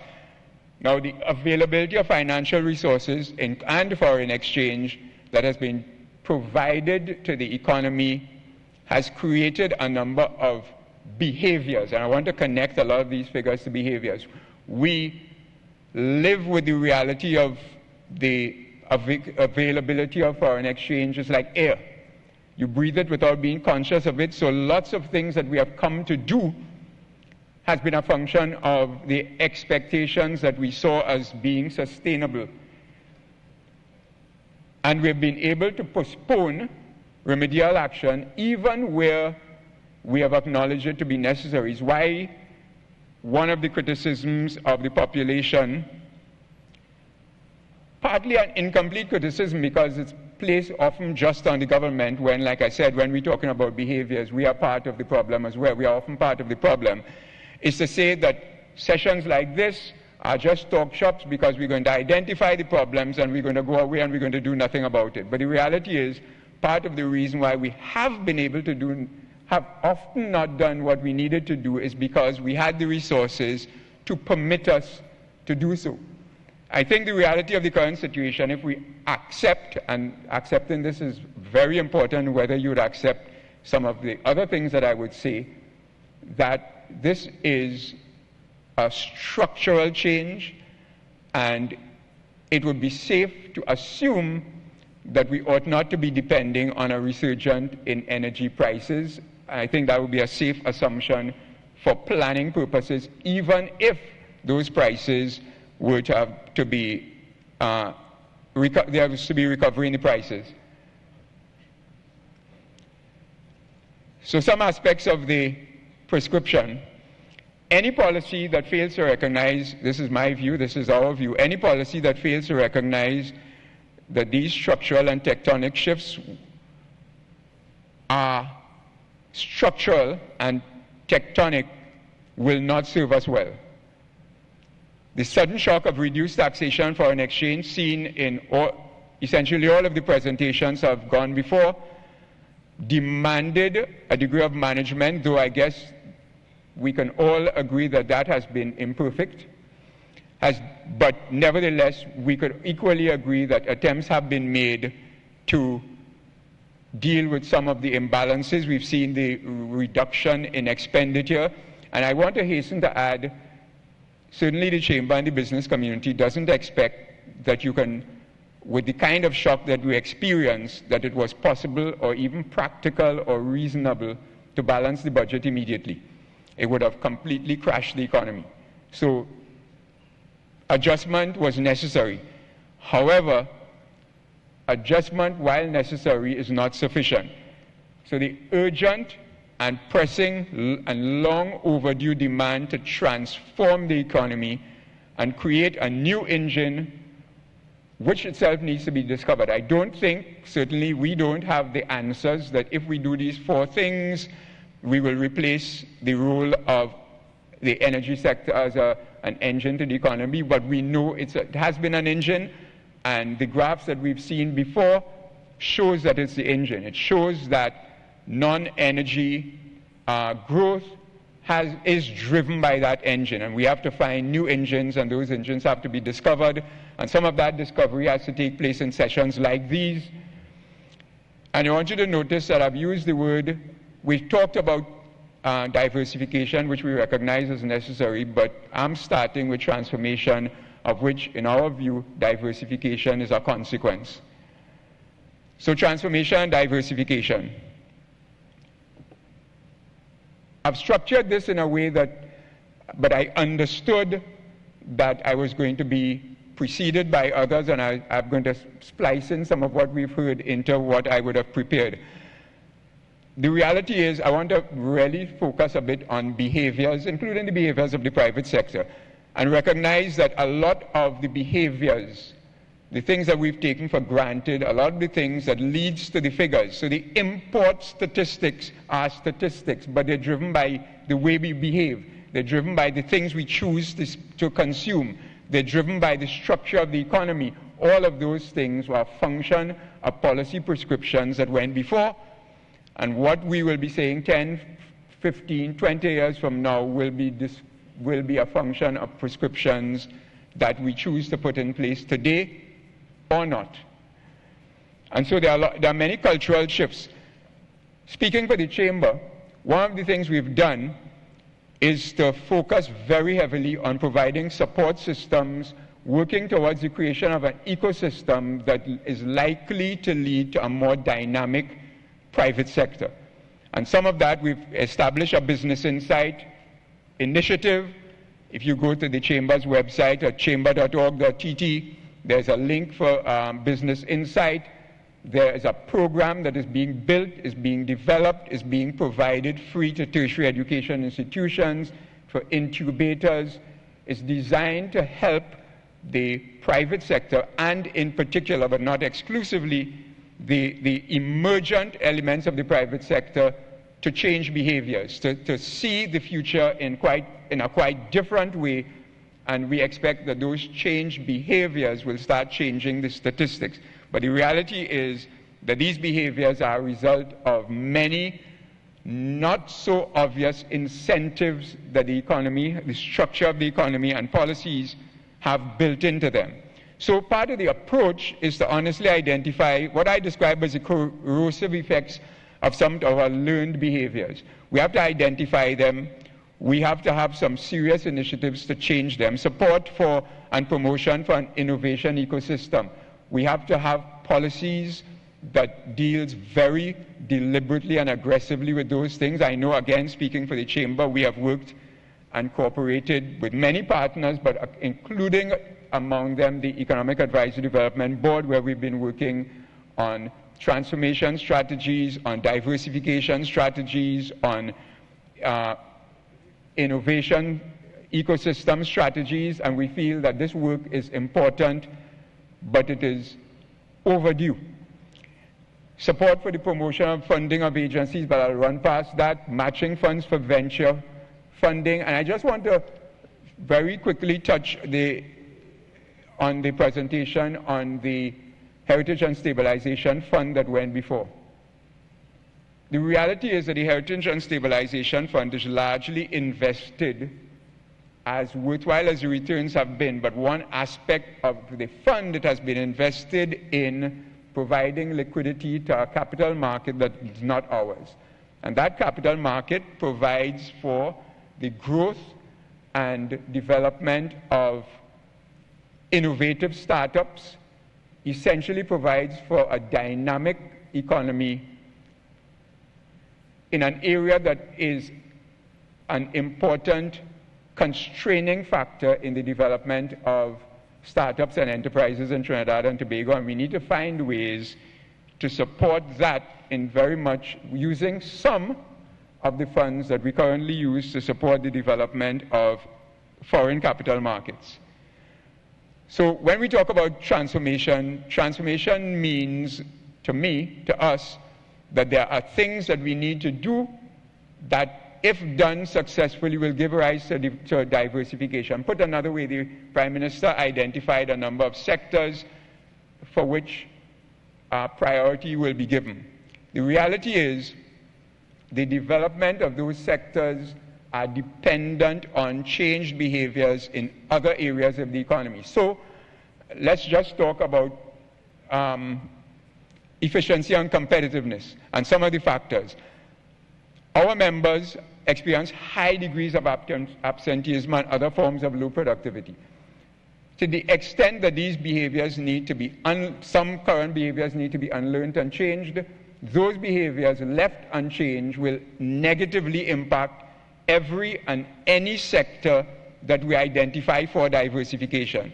What that means is there are preconditions, important preconditions to the diversification effort being successful, even if we identify sectors. And there's a degree to which, as humans, we are limited in our ability to predict what those things will be, which is why the need for dynamism is so important. The urgent need for cultural shifts to achieve some of those objectives. We need to focus on changing counterproductive behaviors. And just to touch, in terms of a solution approach, we definitely need to ensure that the true tripartite discussions, not just on labor productivity, but much more, takes place because, and really it's unfortunate that the labor movement chose not to be here today, because behaviors there and understanding the imperatives of the changes that we need to make, it can't be made effectively and sustainably by some. Everybody has to get on board in recognizing the things that we need to change. So careful revision of labor legislation, which is on the cards, to provide for not just justice for all sides, which is important, but to support a dynamic and transformative economy. And we need to recognize that crime and associated social decay, their factors, represent a real threat to productivity. Many of our employers, many of our businesses, and these facts are going to become facts of life for any of the sectors that we seek to transform, find themselves stymied in labor productivity ways that are not obvious by the impact of crime. People who are not able to come to work on time or return to their homes safely, consequences of domestic violence, all kinds of things that are not so obvious that impact social welfare but also impacts labor productivity, and these impacts are going to be felt even in the sectors that we choose to diversify. So really the simple point there is that while identification is necessary, once again it's not sufficient. There's a major transformation that's necessary in the way that we do business, the ease of doing business, the productivity of the public sector as a supporting infrastructure for all of the things that need to be put in place. These things need to be addressed, and they need to be addressed very, very urgently. Value for money, obvious, more obvious in times like these than at other times. Implementation of the Revenue Authority, we heard that that's a priority, but it has been a priority for some time. We recognize that increased taxation rates on current tax net, unfortunately, is likely to increase the incentive for illegal actors. Now, one of the realities of our inefficient, to the point, tax collection, quite simply, is tax evasion, tax avoidance, in all forms. What that means is a smaller than appropriate group of businesses and people are trapped, if you will, in the tax net. And the temptation, with understanding, to grow that tax net without growing the tax base actually creates an incentive for people who are not in the tax net. Just a simple example, if you are going to tax alcohol and tobacco, right now, if there's smuggling, however that is operationalized, it's possible and valuable because there's an incentive. If you increase the taxation, for example, on those goods, you actually perversely, though that's not the intent, increase the value of the incentive to the disadvantage of the people who are already in the tax net, which means that you actually don't achieve the objective of increasing the tax take, which might be the objective. But it speaks to the larger question that tax efficiency is vital to the meeting the goals that we've set for ourselves. Similarly, for value for money, systemic implementation of the new procurement regulations is absolutely important. And to recognize that value for money is not something that is available by exhortation. It's not something that comes from a paragraph in a budget. It has to be backed by systems that support it, without which the exhortation ultimately leads to some of the kinds of things that we are seeing before us, for example, in our ferry fiasco.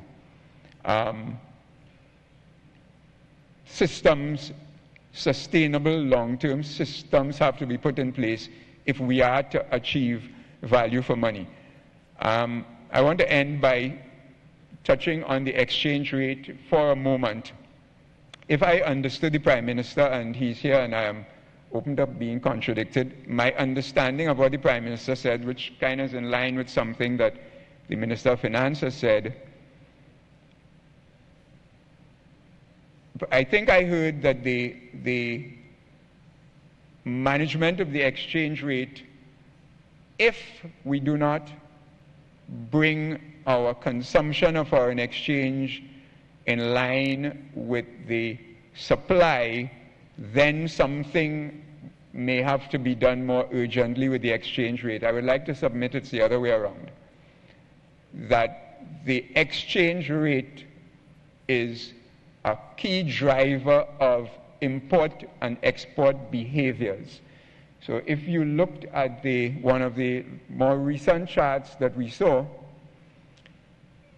and if you disaggregate it, there's noise inside of there, but you're actually seeing the imports going up.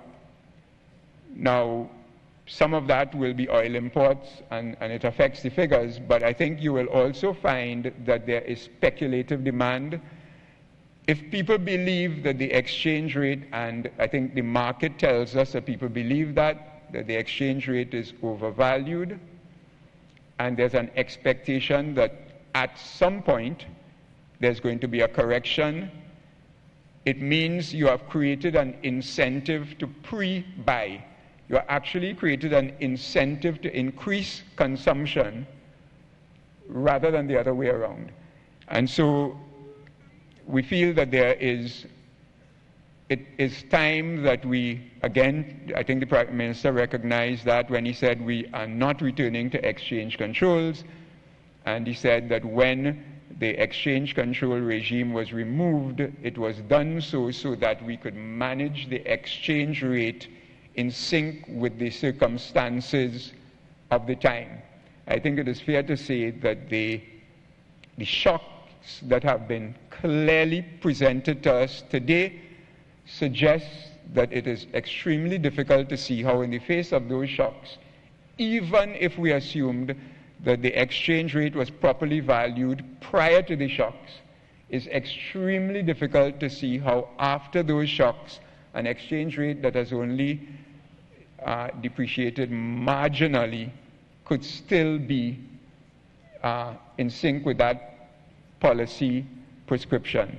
And so we are not asking for or suggesting that there should be, and I paraphrase the Minister of Finance here, both in the budget and I think in the midterm review, talking about a sudden and dramatic depreciation of the exchange rate. Well, we are saying that the exchange rate needs to be managed, and I would suggest that proper management perhaps would have led to a higher level of depreciation up to this point in time, and that depreciation may well have contributed to, by now, a degree of reduction in the imports and the beginning of a shift in the consumption patterns. Now, I want to suggest that nothing that I said here means that this is going to happen in 1 year or 6 months. The behaviors that we now come to take for granted took many, many years to take root, and it's going to take us a while to unlearn some of those behaviors. And so I would suggest that some of the things need to be done with a very great degree of urgency, simply because any measure that is taken today is going to take time to bear fruit. I have two pawpaw trees in my yard. They're like 15 feet tall, loaded with large pawpaws. When that tree was planted, it was not planted with the intention that we would be eating pawpaw that evening, nor the following week, nor the following week. If you wanted pawpaws, you had to plant those things well ahead of your intention to consume from the tree. And I think any policy measure that we talk about today is going to take time to take effect. And if we ask ourselves, will that thing that you propose change the situation by the end of the year? Probably not. But will I plant the tree now, or by the end of the year, the sooner I plant that tree, the sooner I'll have pawpaws from the tree? So I want to end by saying that we need to make some serious and rapid policy changes with the intention of changing behaviors, which behaviors will over time change the figures. But I would like to suggest that the figures are really important, but we need to go behind the figures and ask ourselves what caused the figures to be that way and what it will take to change the figures. And so we are making a case for urgent transformation, which will lead to, among other things, diversification. Thank you very much.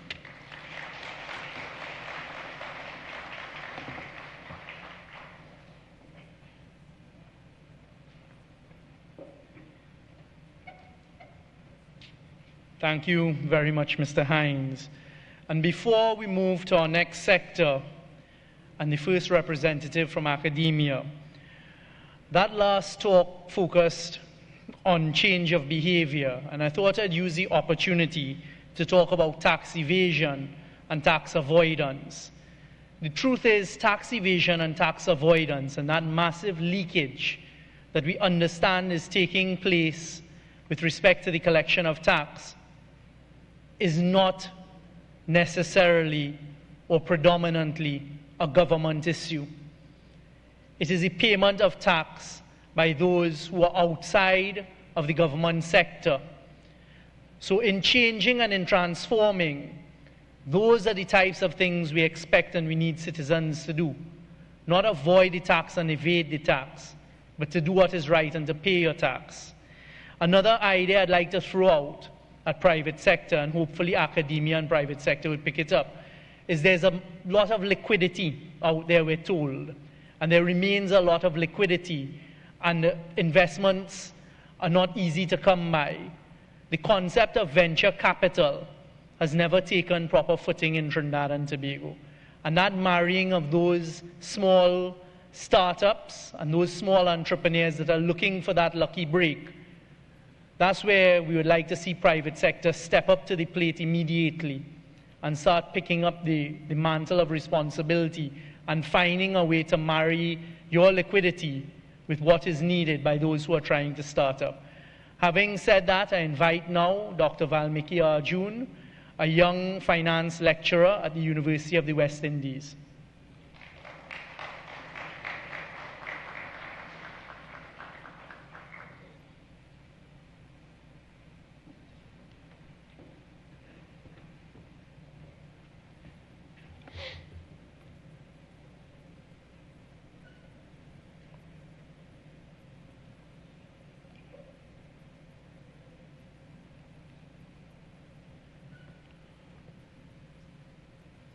Sorry, I'm just waiting for the PowerPoint to come on screen.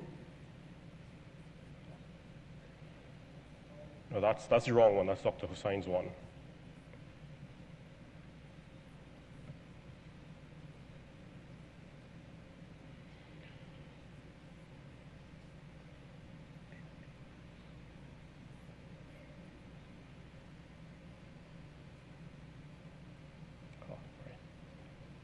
Dr. the Honorable Keith Rowley, Prime Minister of Trinidad and Tobago, distinguished cabinet members, members of parliament, permanent secretaries, members of the media, esteemed dignitaries present today, and citizens of the Republic of Trinidad and Tobago, I bid you all a pleasant good morning.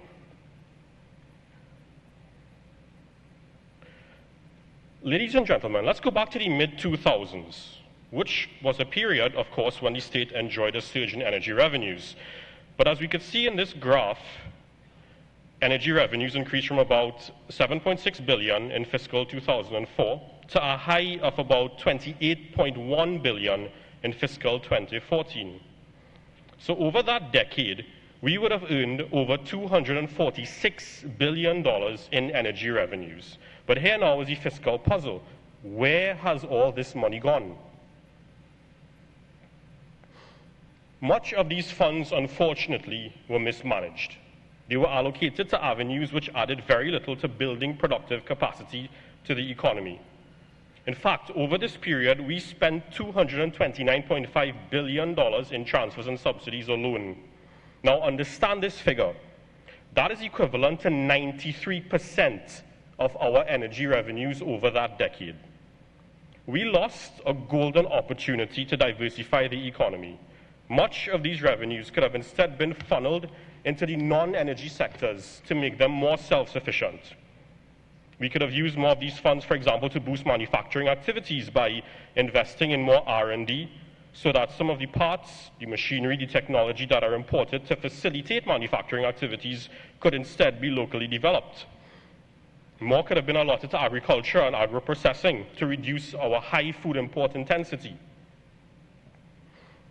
Now, after earning $246 billion in energy revenues, the value of our Heritage and Stabilization Fund and our foreign reserve should have been much higher. Our HSF, as I understand it today, stands in the vicinity of about $5.7 billion. Now, this is equivalent to about 72% of the total budgeted expenditure for this past year. As of July of this year, our foreign exchange reserves stood at about 8.7 billion, representing 9.6 months of import cover.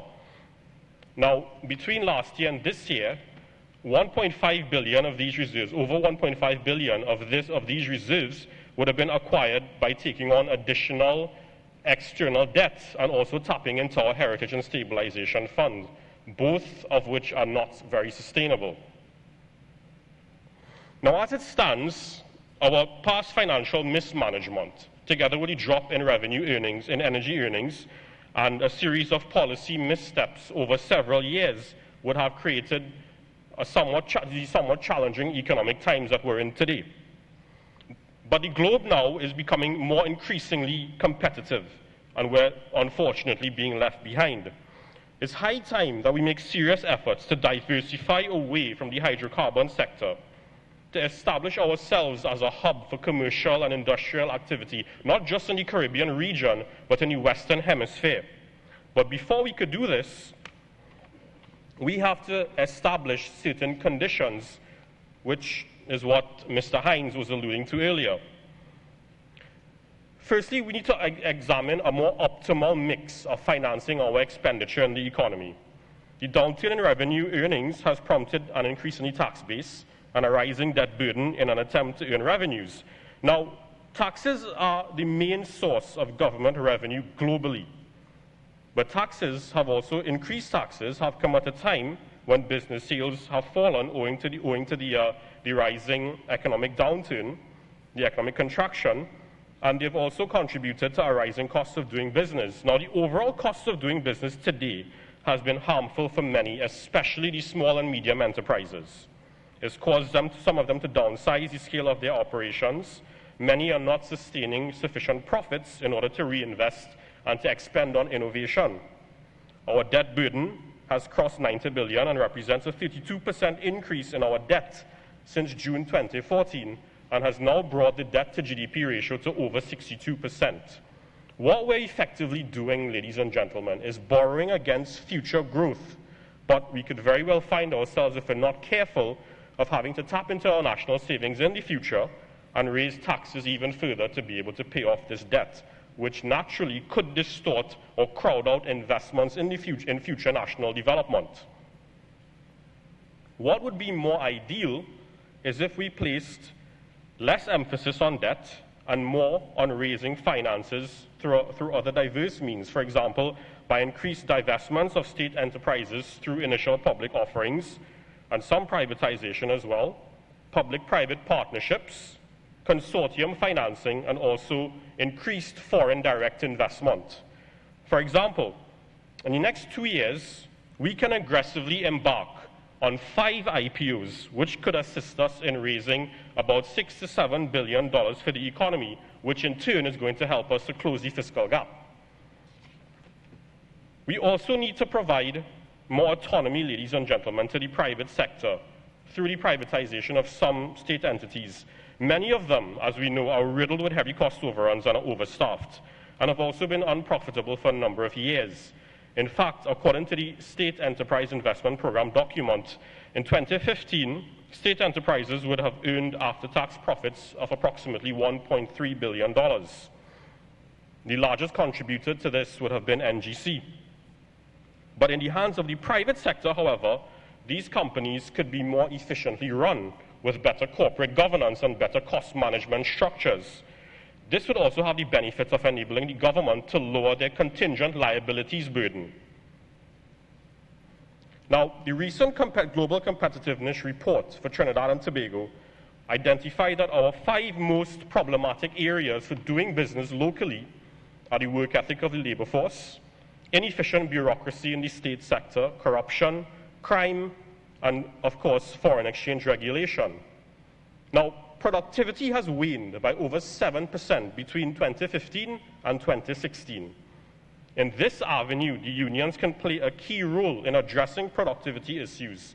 For example, increased bargaining for additional training and retraining opportunities for workers so that their skills are continuously upgraded. They can also take it upon themselves to encourage new processes and organizational structures that could increase efficiency in the workplace. It's also integral that we improve the quality of our state institutions and, of course, the ease of doing business locally. At the moment, for example, dealing with certain customs procedures can be quite arduous, which limits the access to, for some businesses, limits the access to their raw materials to facilitate their operations, or access to the goods that they would have imported for resale locally here. At the moment, we're ranked 96th out of 190 countries in the ease of doing business.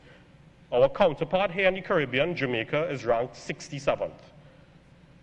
Certain issues that we need to step up our game, and it deals with issues like granting construction permits. We're ranked 149th out of 190 countries in this. Paying taxes, we're ranked 145th. Trading across borders, we're ranked 123rd. Enforcing contracts, we're ranked 168th. Ease of starting a business, we're ranked a bit better, 69th position, but we can, of course, do better than that. The issue of corruption, ladies and gentlemen, must be tackled. We've lost possibly billions over the last few decades to corruption, and this, in turn, would have stifled our competitiveness as well. We keep falling in the the corruption perceptions rankings. We're now standing at 101st position. And this not only diminishes confidence in our economy and deters private businesses from wanting to invest further, but it also leads to unnecessary spending and unnecessary additional debt. Because when public finances are lost to corruption, we have no choice but to take out more debt in order to get the additional funds to meet our expenditure commitments. There's also a misallocation of finances to certain projects where some officials in the past could have easily extort bribes, causing us to overspend and not get value for money, especially when it comes to public goods. Crime, ladies and gentlemen, is a serious deterrent to confidence in the business community and also for international investors. In several institutions, it's affected the productivity of the workforce. For instance, some manufacturing firms are finding it difficult to get their employees to work the night shift as they're fearful of being mugged or killed when having to access public transportation in the early hours of the morning. It's also urgent that we strengthen the national tripartite and expand it to include as much stakeholders as possible in each category. This is going to stimulate confidence in the economy and attract much needed inflows of foreign direct investment, which I might add has actually fallen from a high of 2.8 billion in 2008 to negative 68 million in 2016. If we were to satisfy at least most of these conditions, it is going to remove the obstacles to and grant us a more stable path to economic diversification. So I'd now like to outline some practical avenues that I think we can venture into, which could enhance the diversification thrust. These avenues won't necessarily require significant expenditure from the state's coffers, but it could lead to increased revenue streams, exports, and of course foreign exchange earnings. Firstly, with small and medium enterprises downsizing in this day and age, we stand the risk of markets in the long run being more dominated by the larger companies, because they're the ones that can afford to survive, to some extent, of course, higher taxes, and some of them also possess higher levels of savings and in certain cases, a better line of credit. A market in the long run that's dominated by the large firms is not what we want, because it will further hamper our competitiveness and also drive up prices even further, among other issues. So to promote the activities of SMEs and their development, the Ministry of Trade could set up an SME infrastructure and investment bank. The purpose of such an institution will be able to assist SMEs in sourcing funding from local and foreign private investors and even foreign governments.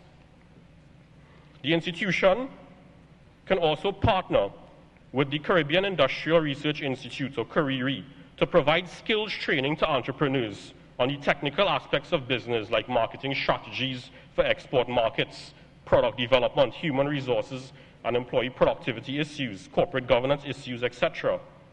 They can assist in providing information to these young entrepreneurs in penetrating international markets where the demand for their products are high.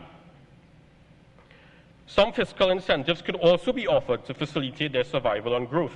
This could include financial assistance that encourage participation in international trade fairs and trading in global markets.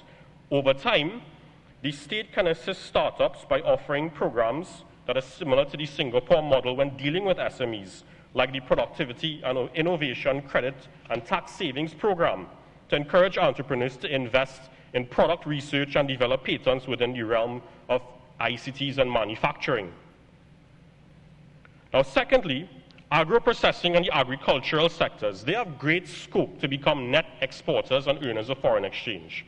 And this, ladies and gentlemen, could be facilitated through establishing cooperatives throughout the economy. So in various communities, several farmers could be brought together by a large business entity. You found that many business entities, especially larger ones, would have benefited greatly from the windfall energy gains over the past 13 years. So the large business could contribute a sum of money to purchase agricultural equipment and machinery, and even some agricultural land, as the case may be. The farmers, such as those who would have benefited from carony lands, they could share in the use of this equipment and machinery. If we were to use this model throughout the country, these two industries could grow substantially. It will drive the diversification thrust even further and add to economies of scale in the agricultural sector. We could focus on penetrating markets where the demand for organic foods are quite high, like the United States, Germany, and France. Our agro-processing efforts can focus even more so on contributing organic foods exports. Now, thirdly, we are blessed with a natural harbor and a strategic location that's not only directly above the entire South American economy, but one that also protects us from natural disasters, especially hurricanes. So we ought to capitalize on these and create a new industry that is centered around global logistics and shipping. Now, this could be facilitated through a public-private partnership, where we partner with a foreign entity like the China Shipbuilding and Industry Corporation, which is one of the leading giants in shipping within the Asian subcontinent.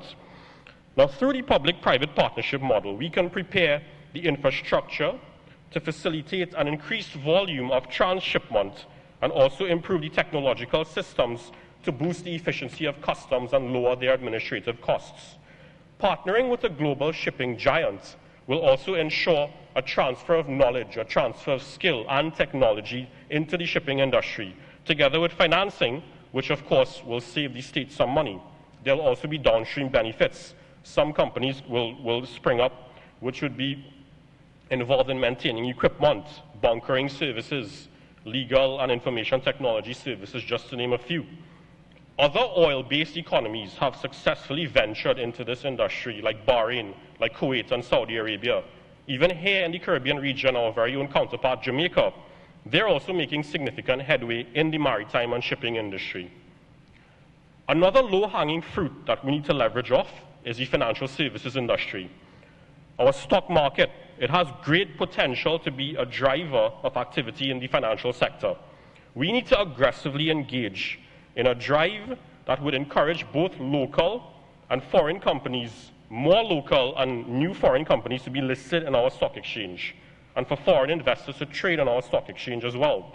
Now, in doing so, the market is going to grow and, of course, generate additional revenues. The returns offered by the market will also increase, which will make the sector's returns as a whole more competitive and certainly attract more investment into the market and even lower some of the capital flight. We should set a target to increase the number of companies listed on the Trinidad and Tobago Stock Exchange to 45 by 2019. We also have the SME market on the stock exchange, which so far has not been utilized by the small companies locally. In Jamaica, however, in their SME market, their junior market as they call it, they have about over 30 registered companies. So in some sense, you could say that their junior market is bigger than our overall Tier 1 market here in Trinidad and Tobago. This avenue, the SME market, must be seriously explored as an avenue for SMEs to earn financing, especially in the short term.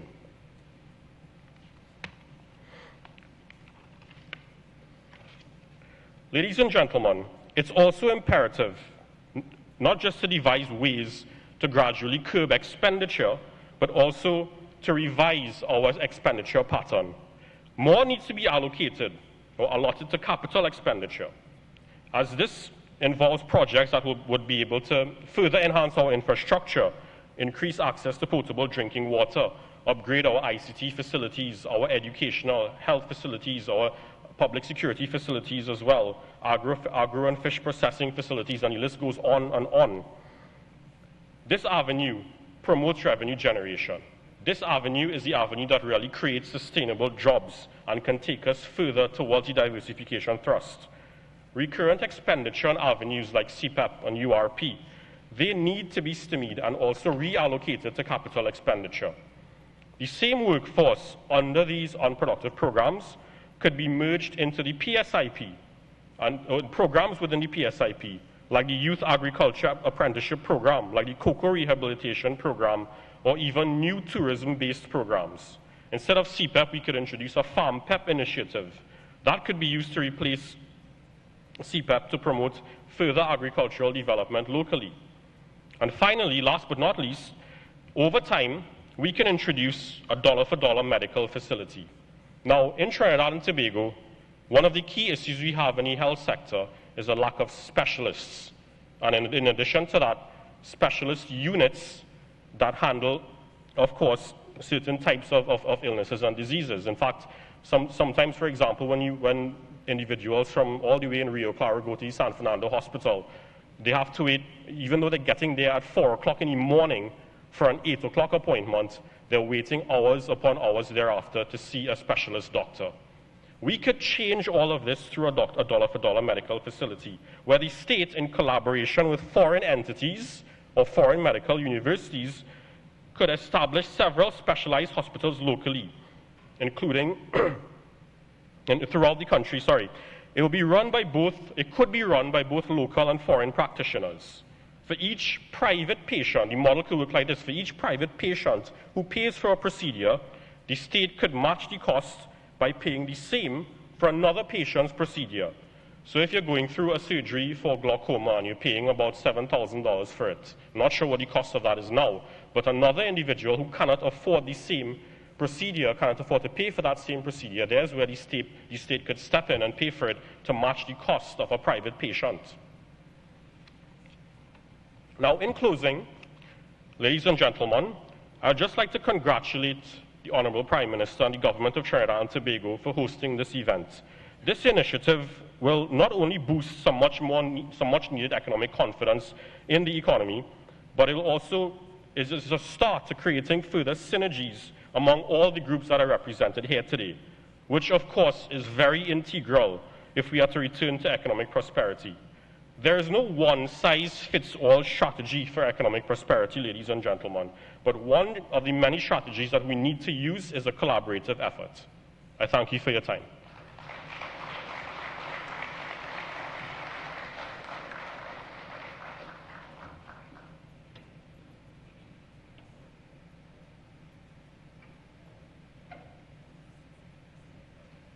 Thank you very much, Dr. Arjun. At this stage, I'd like to introduce and invite to the podium Dr. Dax Driver, who is someone we're familiar with, to talk a little bit from the perspective of the energy chamber. We've heard a lot about diversification away from our hydrocarbon economy, and that sounds good and is a lot more difficult to achieve than it appears. So let's have the energy chamber now present us with their version.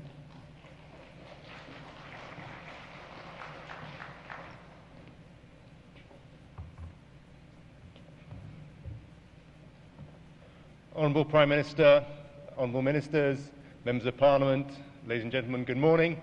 I'm just going to talk a little bit about the energy sector and some issues that we see. I have 6 things to say. First of all, some good news, then some bad news, 2 opportunities, and 2 threats. So the good news is that we are seeing increased investment in upstream gas. This has been a crucial issue for our economy for the last few years, and we're beginning to see that turnaround. That's good news. The bad news, particularly for the government and the Minister of Finance, I'm sitting directly in front of me, is that doesn't necessarily translate directly into significant increases in government revenue from that new investment. In terms of the opportunities, I want to talk a little bit about energy efficiency, because I think there's a specific opportunity in the area of energy efficiency which can help reduce waste and help our economy. And I want to talk about services, energy services, and the ability to export services. And then I want to just talk about 2 threats. These are long-term threats which we need to take into account. They're beyond the political cycle, but they're things which a country has to take into account. And one of them is the peak oil demand, and the other one is the fact we have an aging population. So, the good news. There have been some very positive developments in the gas industry in the last few months. And we have some massive investment commitments that have been made by the major oil and gas companies. These add up to approximately $10 billion US dollars worth of investment. That is a very large number, and it's very good that that investment is coming into the economy. That's over the next 4 or 5 years. And so that, in the short term, we could see some increases in production. Not major increases in production, but some increases in production. And that will have a positive influence on the country's GDP figures. But we need to put that into a context. When we look at, this was a graph which we had commissioned, or the study we had commissioned at the end of 2016 on how Trinidad's gas production has looked to date and what the projections were going forward. So you'll see there the huge increase in gas production which happened in the late 90s through into the early 2000s, a small plateau, and then a very steep fall-off which the country experienced from around 2013. A very significant decrease in gas production which has affected our country very deeply. We talk a lot about prices, but actually the production aspect of what's happened in the sector has been a huge issue for us. What you see there, the little bit of yellow there, were the projects which had been sanctioned. So those are projects which were in execution to bring new gas production on at that time, at the end of 2016. So that would be things like the Juniper project and the Sercan project, which had been sanctioned. So the investments were being made, but yet we weren't seeing the production then. So this was presented at our conference in January, created a lot of interest. People started calling it Mount Trinidad, and because it really shows the challenge which you face as a gas economy, whereas if you don't have new projects on, your gas production will be falling. This is the down escalator which Minister Franklin Khan often likes to talk about, and the challenge in a gas economy is you're always trying to run up an escalator which is going down, which is as your production falls. So if we fast forward from the end of 2016 to now, this is what the new figures from Rystad from the same consultants now look like. You'll see some of the areas which were shown as sanctioned projects, sanctioned but not yet in production, have now come into production. So that's essentially Juniper, Sercan, are beginning to have come into production. And you're seeing some new projects being sanctioned as well, which will be coming into production 2019 to 2020. That's for the Angelin project and a few others as well. And we've had some discoveries as well, which is the green showing there. So obviously they haven't yet been sanctioned for development. But you can see that has flattened out the decline and has a small little increase in the next few years. But if we don't bring new projects on, you're back into a decline again. And it's also not taking us back up to the 4 billion cubic feet of gas per day, which we actually need to meet all of the demand which exists at Point Lisas and through Atlantic. There's a large hole that we're trying to climb back out of, and we've only made the first little steps out of that hole. There is gas available which can come into that. The discoveries could be brought forward if the right things are done. You can bring the gas in from Venezuela as well, and that can help change the picture. So this is always, as you see, this is how it changed between end of 2016 and now. This is a dynamic picture, so it's always changing as new investment decisions are made and new things and new discoveries are made. But this is the essential challenge which we face in a gas-based economy. You need to constantly bringing new fields and being sanctioned, bringing in development and new discoveries, and we can't stop. That downward escalator is running, and we're on it. If we don't keep running up it, we're going to be going backwards. Okay? So, but the little hump up there, that's the good news. The bad news, I think, for the central government revenue is that we're unlikely to see significant increases in government revenue from the energy sector in the medium term, the next couple of years. This is just the reality, because the low price environment is continuing, and we're seeing some increases, but I don't think we're seeing massive increases in prices. And the flip side of having that large amount of investment dollars come in is that they're also, because you have high capital investment, there are a lot of allowances which also come into play, which means that those get offset against the tax. And also the companies have carried forward tax losses from the last couple of years, this very rough period we've been in. So we cannot expect, even though we're going to have some GDP growth, even though production is going back up, even though we're having some recovery in prices, we cannot expect significant increases in government revenue from the energy sector for the next few years. That's the reality which the country is facing. So I hear some people trying to celebrate when they hear new discoveries. It's not time to celebrate yet. So that was the bad news. Now, the two opportunities I wanted to talk about. First one is energy efficiency. Now, we hear a lot about renewables, but I think there's actually something which needs to come before renewables, which is being more efficient in how we're using the electricity we're generating and how we're using the gas which goes into electricity. There's a massive opportunity to increase efficiency in the power generation sector in Trinidad and Tobago. If we did that, we can reduce the gas use that's going to electricity generation at the moment and put that into petrochemicals. And I'll have a slide that shows that. So that's the power generation side. But if you come to the commercial buildings, the manufacturing, people's homes, even there, even with our extremely low energy prices, we need to understand that Trinidad's electricity prices are some of the lowest in the entire world. Okay? But even with those very, very low prices, there are still significant savings that can be made from energy efficiency upgrades. We have seen one project which on government-owned municipal buildings was with very simple upgrades and simple energy management programs was achieving 30 to 50% reductions in their electricity bills. And this is simple things like having programs to turn lights off at night. Fixing air conditioning is a huge cost on a lot of commercial buildings in Trinidad. People don't realize it, but air conditioning systems have been very badly implemented, particularly a lot of the new buildings in the building boom we had in the mid-2000s were poorly constructed, and so we are venting cold air out into the atmosphere. Fixing those little things can reduce people's electricity bills very significantly. But electricity pricing also needs to be addressed. We cannot go on with these extremely low electricity pricing. At the moment, what's happening is the national gas company is subsidizing the country's low electricity pricing because the low price gas that they have to sell to T&Tech. That has to change.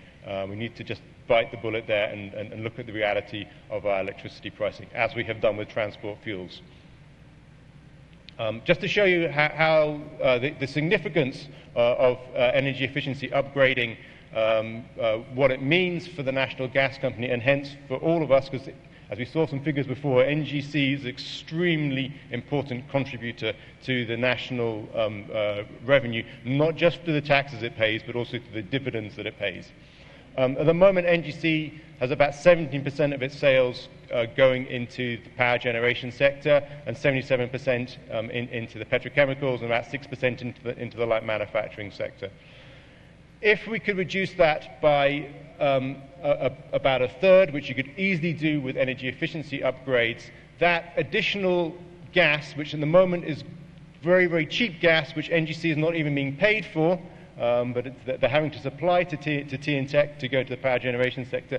If instead that could go into the petrochemical sector, that is a lot of additional revenue which we can bring into the country.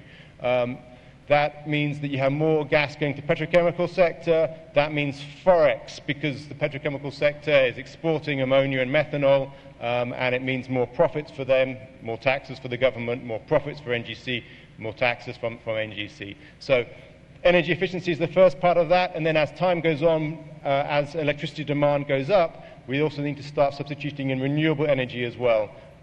So if we did those two things, we could significantly reduce the amount of gas going to power generation, which is just very sensible for our economy. The other opportunity I wanted to talk about was energy services.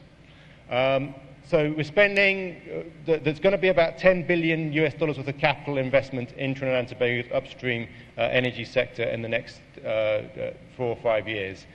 If we can increase the amount of that capital investment which is spent in Trinidad and Tobago, that really helps our economic growth. That's through local content policies.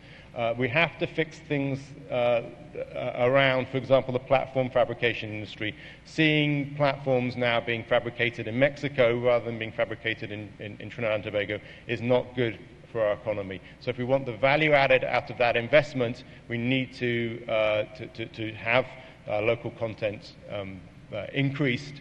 That needs a lot of different policies in a lot of different areas. The industrial relations part of it is important, but it's not the only thing as well.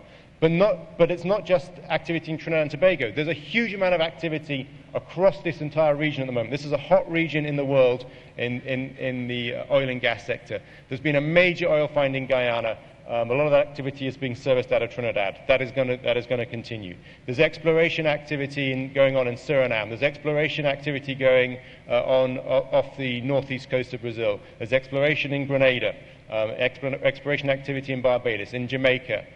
These are all potential areas where Trinidad should be servicing. We have offshore gas developments in Colombia and in Venezuela. Trinidad needs to position itself as the hub to service all of this activity because we have the companies who can do it, we have the skills, we have the knowledge and the expertise. It's a very obvious area where we should be putting some emphasis. And I still have to say I still get confused why this energy services area does not get highlighted as a potential area for economic development for the country. Not just internally for local content, but also for exports. Threats, though, as I said, two threats I'll talk about. One is the energy transition and peak demand for oil. There's a lot of different projections, and they will all be wrong, but this is one which I picked because I liked it because it was going out to 2050. A lot of the other projections go just to 2030. This was done by a very well-respected group, DNV. Looking at the energy transition. And what you see there is that they're predicting that really after 2030, global demand for primary energy actually slows down and actually begins to decrease slightly as the world gets more efficient in how it uses energy, and also how population increase actually by the middle of the century begins to not be as fast as it's been for the last century. And a lot of what you'll see is a lot of wind and solar, the renewable energies areas growing fast and displacing some of the other areas. Gas, natural gas, which is the blue there, holds up pretty well. In fact, goes on increasing, and by 2050 in their projections is actually the major source of energy. So Trinidad is lucky that we're a gas economy, not so much an oil. You see that the coal and the oil is where there's significant losses in demand according to these projections, and this is most of the projections are showing something very similar. The exact timings of these things are all a little different. So if we drill down to oil specifically, because of a lot of predictions now around the rise of electric vehicles, people are seeing oil's preeminent role as a transport fuel, which is the bottom of the wedge there, being lost by sometime in the middle of the next decade. And increasingly people using electric vehicles instead. And then so that means that you're seeing that fall away in demand for oil products for transport. So then that is seeing this huge reduction in demand for oil globally. That doesn't mean the world stops producing oil. It means the high-cost producers are no longer able to profitably produce oil, and the low-cost producers will continue. Exactly the same thing has happened with coal. So that means Trinidad has to position itself, if it wants to go on with an oil industry, as a lower-cost producer. And we need to take that into account in all our discussions around what we're doing with the oil industry. If we're a high-cost producer, we will fall out of the industry, and we will be left with oil in the ground in Trinidad and Tobago in 20 and 30 years' time. Just like South Wales, Yorkshire has hundreds of years' worth of coal left in the ground, but they can't produce it profitably. So that's if we don't take this seriously, that's our future. There's massive implications of that for Petrotrin. The last threat, in inverted commas, is just the reality which we're facing, is our aging population. I suspect Roger Hussein might talk about this a little bit more, so I'll just be very quick with it. But at the moment, we have about 4.5 people in our sort of working population age bracket, which is between 16 years old and 60 years old, compared to every person age over 60. By 2063, if you project forward, that goes to 1.6 people in that working age compared to every pensioner.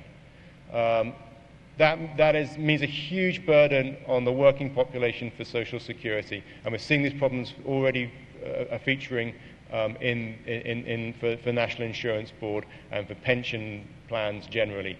This is an issue which I think we have to think about very carefully as a country. It either means we have to put lots and lots of effort into being much more productive from the existing labour force, or we have to increase the age of retirement, or we have to have in-migration of additional people into that labour force. And I think there's a whole issue around migration in Trinidad and Tobago which we don't talk about. And I say this as an immigrant, let me say that. I moved here 20 years ago. There's a way people talk about migration as if it's always somehow adding a burden to the state rather than adding productive people to an economy. And I think we need to shift that way of thinking. I think it comes out of having a hydrocarbon-based economy where you think that people are all recipients of things instead of generators of wealth. But I think if we can shift that way of thinking, we might shift how we're thinking about this issue and think about how we deal with this aging population issue. So that's it, just to summarize then. So yeah, there's good news that we're seeing investment happening. The bad news is that that's not going to result in significant increases in tax receipts from the energy sector in the short term. There are significant opportunities in energy efficiency for the economy. There's significant opportunities in exporting services, so not just concentrating on manufacturing alone, but also exporting services. And we have some long-term threats which we need to take seriously around peak oil demand and around our aging population. Thank you.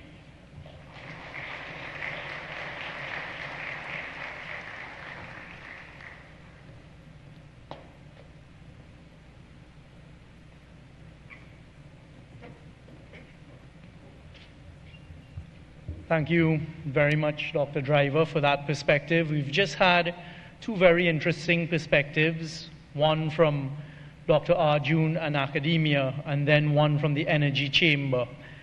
And the last speaker we'll have this morning, by way of presentation, is somebody else, another member of academia from the University of the West Indies, Dr. Roger Hussain.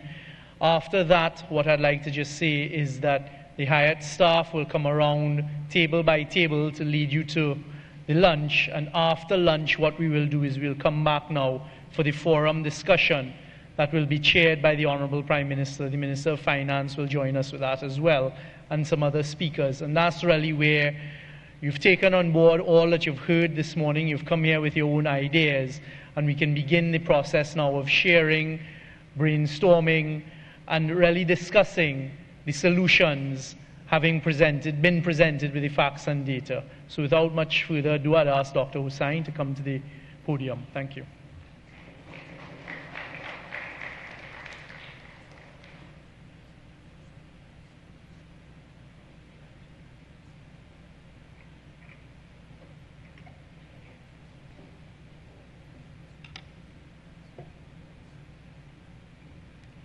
Honourable Prime Minister, members of the head table, all citizens, good morning. I am here as the last of the apostles, probably even the least of the apostles. Some of what I am about to say could simply be said as all of the above.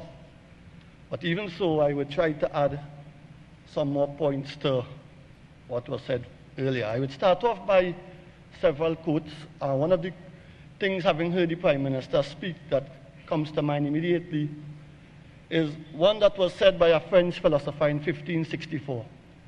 And he said that men of a fat and fertile soil are most often effeminate and coward, not in the 2017 sense, whereas contrariwise, men of a barren soil are by nature vigilant and industrious. I know we should not lose this opportunity as Trinidad and Tobago drifts into very low reserves of crude oil and natural gas, a barren place in that regard relatively, to capitalize on the opportunities that it presents for us to up our game and our productivity. In 1948, Professor James Dusenberry went on to say that consumption has a built-in inertia and it is difficult to reverse. And therein lies the substantive source of much of our problems. We built up consumption to very high levels. We saw all the numbers on transfers and subsidies earlier. In fact, at one point in time, we were practicing a strategy in Trinidad and Tobago where we were spending on a daily basis via transfers and subsidies more than we were extracting in revenues from the energy sector. Very foolish. And so, in 2017, moving forward, we have a golden opportunity in this new environment to change some of these things, to implement long-term sustainable measures that could lead this country well into the medium term and long run.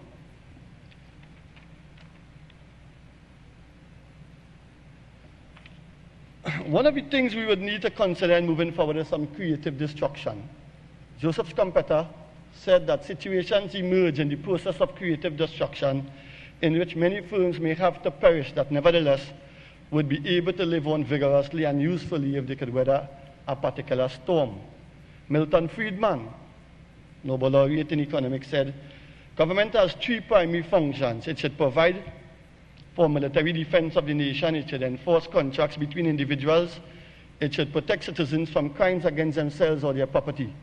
When government, in pursuit of good intentions, and a lot of the interventions we made after 1999 were good intentions, tries to rearrange the economy or help special interests, the cost of income in inefficiency, lack of motivation, and loss of freedom. So we have to be careful about the way we participate, in my humble view, as we move forward.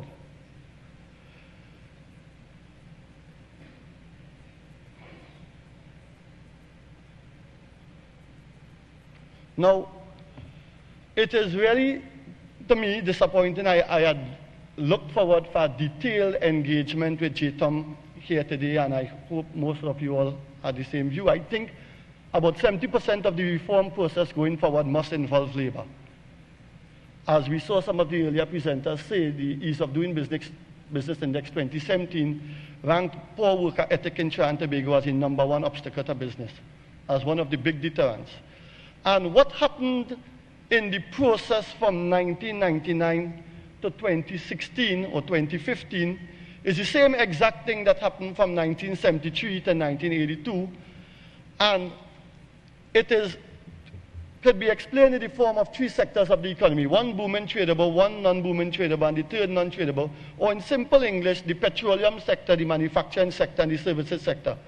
And during the period of the boom, the petroleum sector would have prospered, the non-booming tradable manufacturing sector would have lost considerable amount of workers, which moved into other segments of the economy, but particularly services.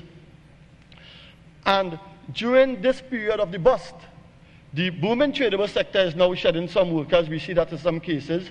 The non-tradable sector of the economy would eventually lose workers if we continue as we are. But the non-booming tradable, which is the manufacturing sector, is not as strong as it could have been. And I say that, and my mind immediately goes to the performance of West Indies in this tour we are on in England. For those of you all who follow cricket, I have lost heart with West Indies cricket. It has broken my heart too much times. But scores of 124 in a whole innings, 177, 134, what is that? That is what goes on in the bust period after a great factor of production like Brian Lara graced the team, similar to crude oil and natural gas in some regard. Now, areas for consideration and thought. Our economic reality, we are no longer a rapidly growing economy. In fact, this economy, I see people refer to the Trinidad and Tobago economy as having experienced rapid economic growth. I do not necessarily agree. I think a substantive amount of what took place between 1999 and 2016 was a redistribution of wealth from below the ground to above the ground. And of course, if it is you have $5 here and you take $4 from this $5 and bring it above the ground, the sum of the wealth above the ground would now increase by $4. That is not economic growth, that is simply a redistribution of wealth. It is the way that we sow the wealth above the ground that would trigger economic growth. And so you would have seen spikes in economic activity, very large spikes in periods associated with the coming on stream of LNG and rapid flows of gas. But of course, if it is the appropriate interjections were not made, you see exactly what we are in now. From 2007 to 2017, we see that the economy has not been growing. And I see that The Monetary Policy Report 2017, the Economic Bulletin 2016 January version, the Economic Bulletin July 2016, and the Annual Economic Survey 2016 that came out on June 23rd, all quote the economic growth rate for Trinidad and Tobago for 2016 as being minus 2.3. I think it is not minus 2.3. I think it will be less than that. I think it is about minus 6. And it is simply because the strategy we have followed have all led to this extent of contraction. Instead, in fact, the growth performance for 2016 would be the worst since 1984. The fiscal deficit for 2016 would probably be the worst since adult suffrage in nominal terms. And the current account deficit in 2016 in nominal terms would be the worst since 1983. So we are really, as the Prime Minister said earlier, in very, very trying times. And the only way we can get out of this situation is if we all pull in the same direction. If some were to row this way and some were to row this way, the whole thing would end up in chaos. And that is why it is so essential that labor be a fundamental part of this boat moving forward. The way we spend transfers and subsidies, I heard the Prime Minister say earlier that the nominal GDP is 145 billion. I saw the Monetary Policy Report quoted at 154 billion. So let us assume it is 150 billion. 150 billion in 2017 was about the same level of nominal GDP in 2007.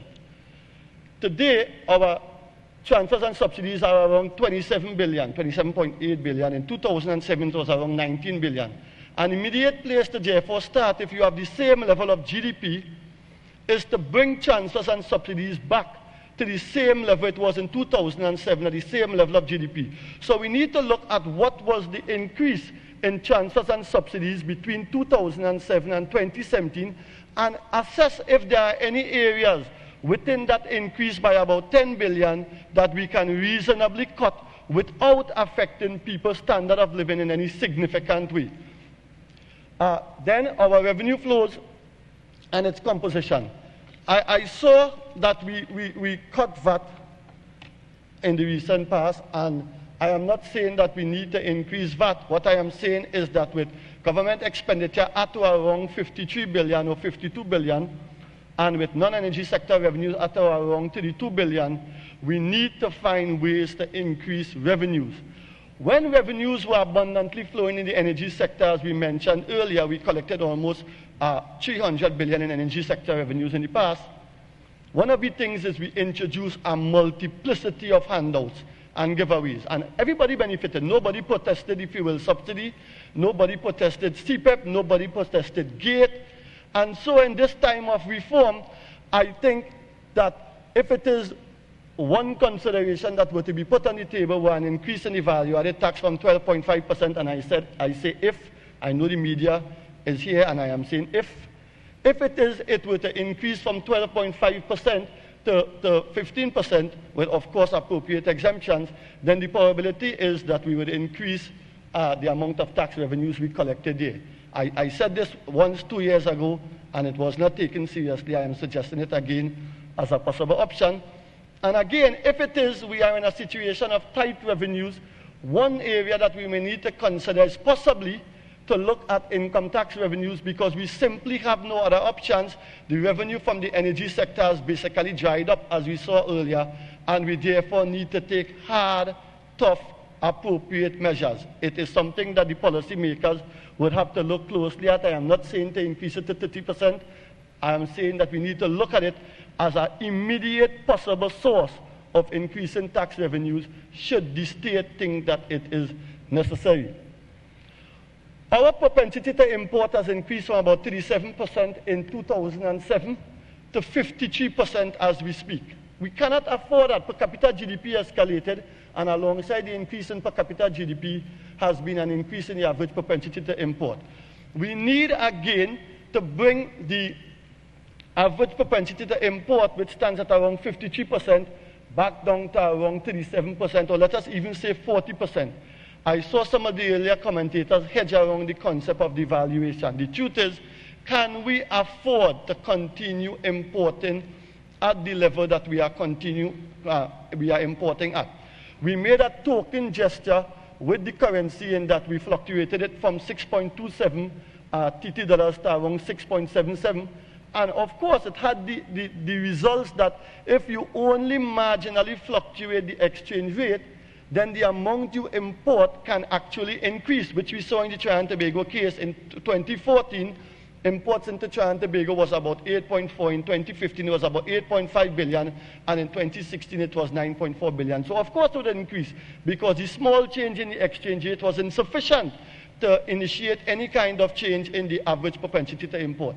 So we need to look at that closer and with more intent, and perhaps we may want to take, as the speaker from the Trinidad and Tobago Chamber said, some more deliberate action with the exchange rate moving forward if we desire to change the average propensity to import in any material, meaningful way.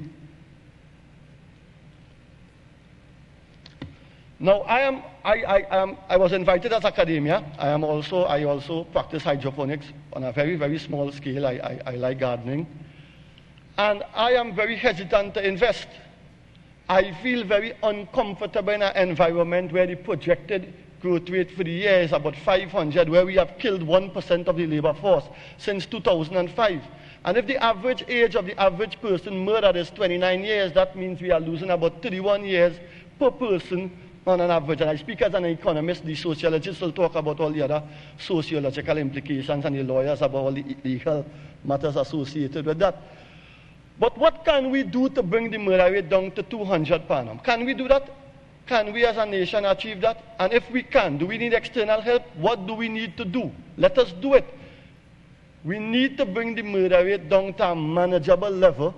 We talk about other forms of crime are falling. That is good and that is nice to hear. That is lovely. But what we are really interested in is the murder rate coming down to a level that makes us comfortable to leave this country and know that our wife or our children would not go to the mall and be murdered.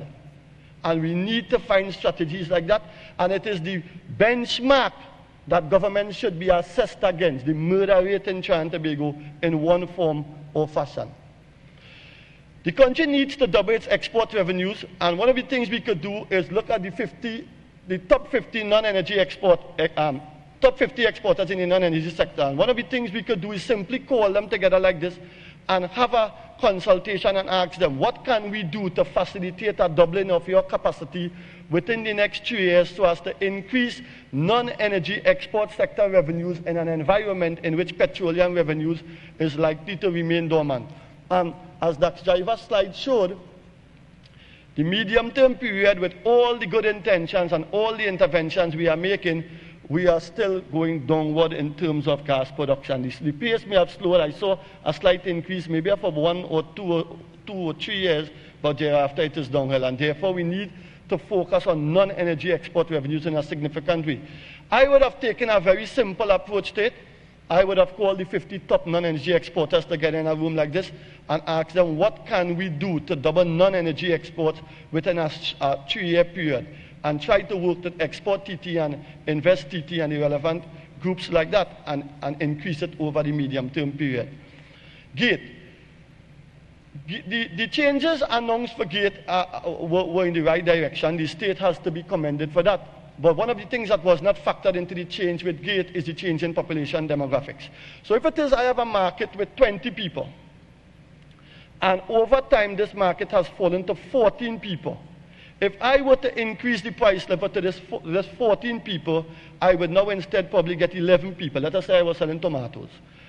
I would now get a target market of about 11 people buying tomatoes. So the shortfall in my gap would be about 9.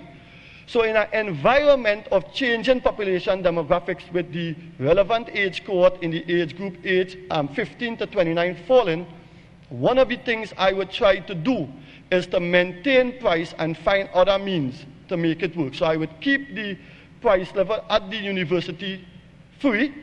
I would have considered that. I would have found a way to increase, to collect back my revenues I put out on each student after they graduate. Do something like an income contingent loan or a graduate tax. And when students graduate from university, they benefit from a pension premium, they benefit from a net employment premium, and they benefit from a wage premium. So it is win-win right around, and the people who benefit from the returns to this merit good, we pay for their education after.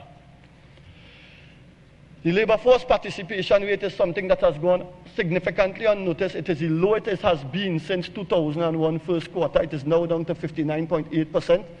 And we need to bring this up. We wouldn't reach 87% as is Iceland, but we perhaps need to look at what Iceland did and is doing to bring their labor force participation rate up to 87%. And if we are at 59.8%, form a committee to, within a 3-year period, increase our labor force participation rate to 75%. We cannot, in a nano state with just 630,000 or 40,000 workers, have a labor force participation rate of 59.8%. We are losing enormous amount of potential productivity, product output, and it just won't work. We need to bring this up to about 75%, especially in an environment in which the population is aging, and Dr. Shriver is certainly correct. The time has perhaps come for us to consider, with increasing life expectancy, to raise the retirement age perhaps from 60 to 65 years to allow more institutional memory in the system and to increase the labor force participation rate closer to a 75% benchmark.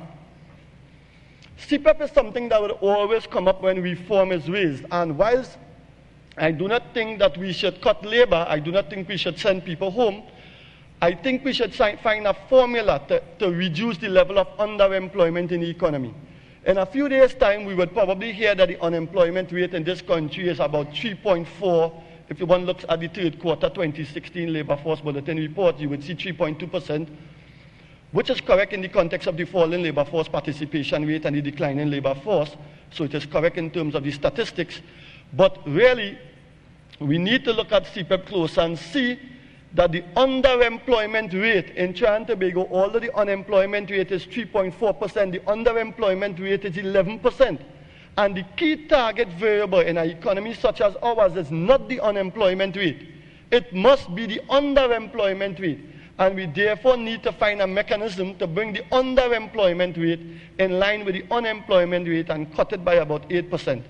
And one therefore needs to take a close look at that. If we were to look at the welfare costs associated with CPEP, you would find it's about $1.5 billion to $2 billion per annum. We cannot afford that. And I am not talking about cutting unemployment. I'm talking about a redistribution of CPEP workers to a farm prep program or to unskilled workers in the manufacturing sector. If we had saved that $2 billion a year by 15 years, that would be $13 billion. That would have almost solved all the problems the Minister of Finance would have very shortly. The way we export and what we export, I think we need to do a survey of the top 20 most successful non-energy sector firms and profile how they overcame the obstacles associated with exporting. To export is difficult and challenging for many people, and therefore let us not try to reinvent the wheel. Just do a survey of the best performing non-energy sector export firms, find out how they overcame the obstacles, develop a manual, and distribute it appropriately. We need to closely examine the structure of our exports and locate those goods that are rising stars. These are goods for which there's a double coincidence of rising demand for imports by our trade partners and rising levels of exports by our economy. So we want to export goods that are on the upswing of international product cycle, not play. We want to export goods for which the international price elasticity of demand and international income elasticity of demand are of the right values so that we have sustainability for 3 to 10 to 15 years. And we need to look at our ease of doing business index. I saw my colleague state that it's at 96. So a simple strategy is to take the ease of doing business index. There are 10 sub-indices. Look at the rank of the Trinidad and Tobago in each of the 10 categories. Look at the best performing CARICOM economy in each of the 10 sub-indices.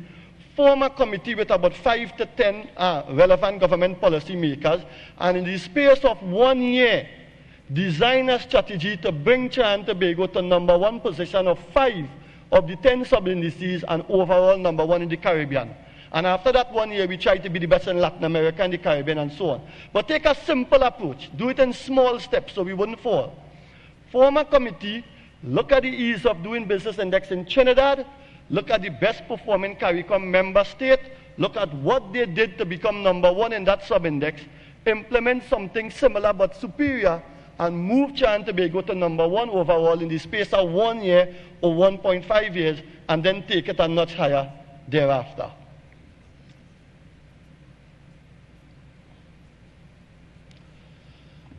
Someone earlier mentioned that the work ethic is the worst,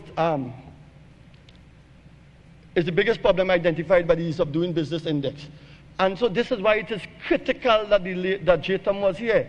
How can we, in an environment where we may have to freeze wages, we may simply have no choice, or the increase in wages may just be marginal, with contracting supply, price levels are going to rise so that real wages would likely fall.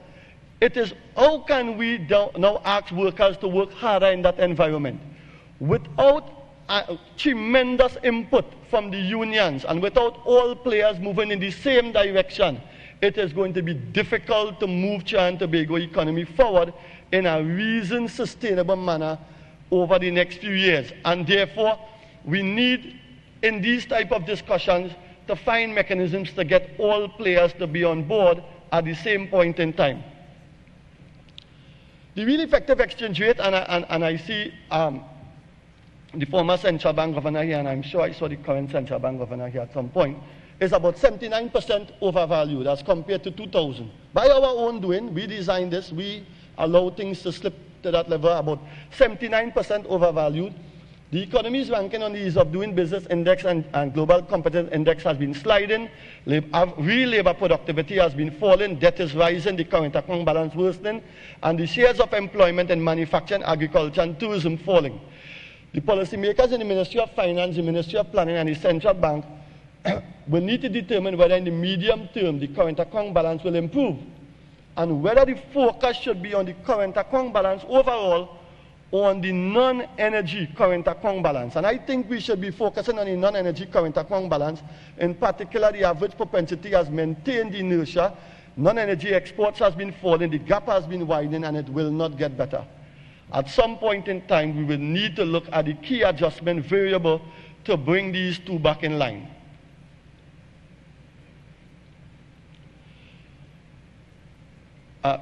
Two of the earlier speakers spoke at length about debt. I would skip that. And one of the things is the medium term, is the ease at which we have access to data. To be a commentator is becoming increasingly difficult.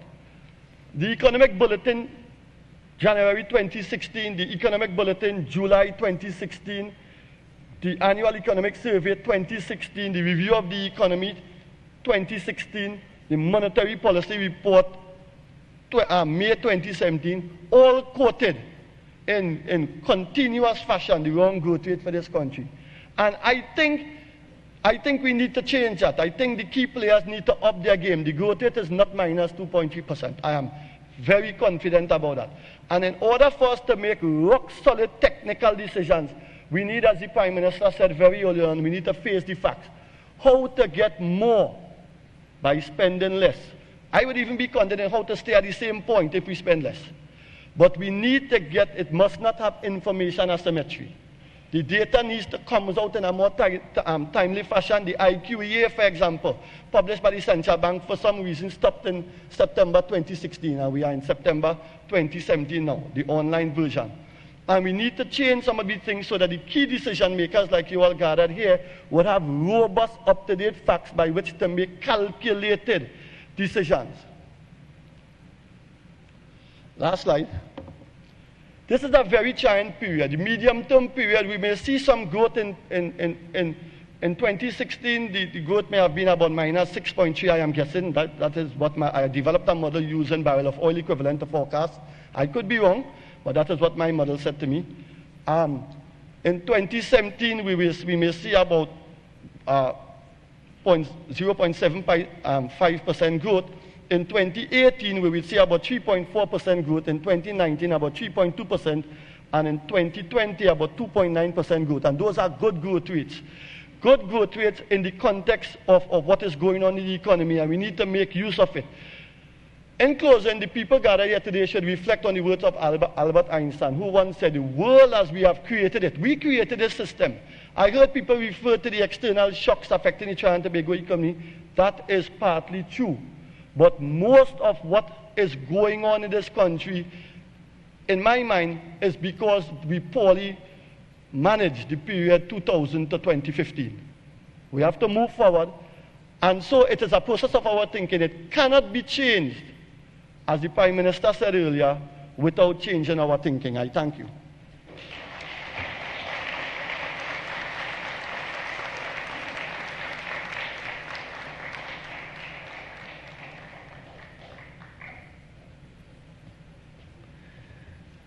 Ladies and gentlemen, we've had a very full morning. I think you would all agree with me that the wealth of information, the amount of information, and certainly the transparency of information that's been shared with us this morning has been of a very high standard and nature. I'd like to thank the various presenters, starting with the Prime Minister, Ministry of Finance and Central Bank officials, Trinidad and Tobago Chamber of Commerce and Industry, the Energy Chamber, and our two economists and lecturers in finance from the University of the West Indies for a very informative start of the proceedings. The vision, as the Prime Minister had outlined at the inception this morning, is for us to come here together and share the data, the ideas, the various perspectives. And that brings to conclusion the first half of our proceedings here today. We'll break now for lunch. I'd ask that we be back here by 20 to 1, quarter to 1, we want to resume. And then this afternoon's proceedings is really where we get to contribute and we now get to share ideas, having taken on board what has transpired this morning. And as the government, we continue to say that we welcome your input and we're in this together, and it is our Trinidad and Tobago. Thank you very much for your attention. All right, so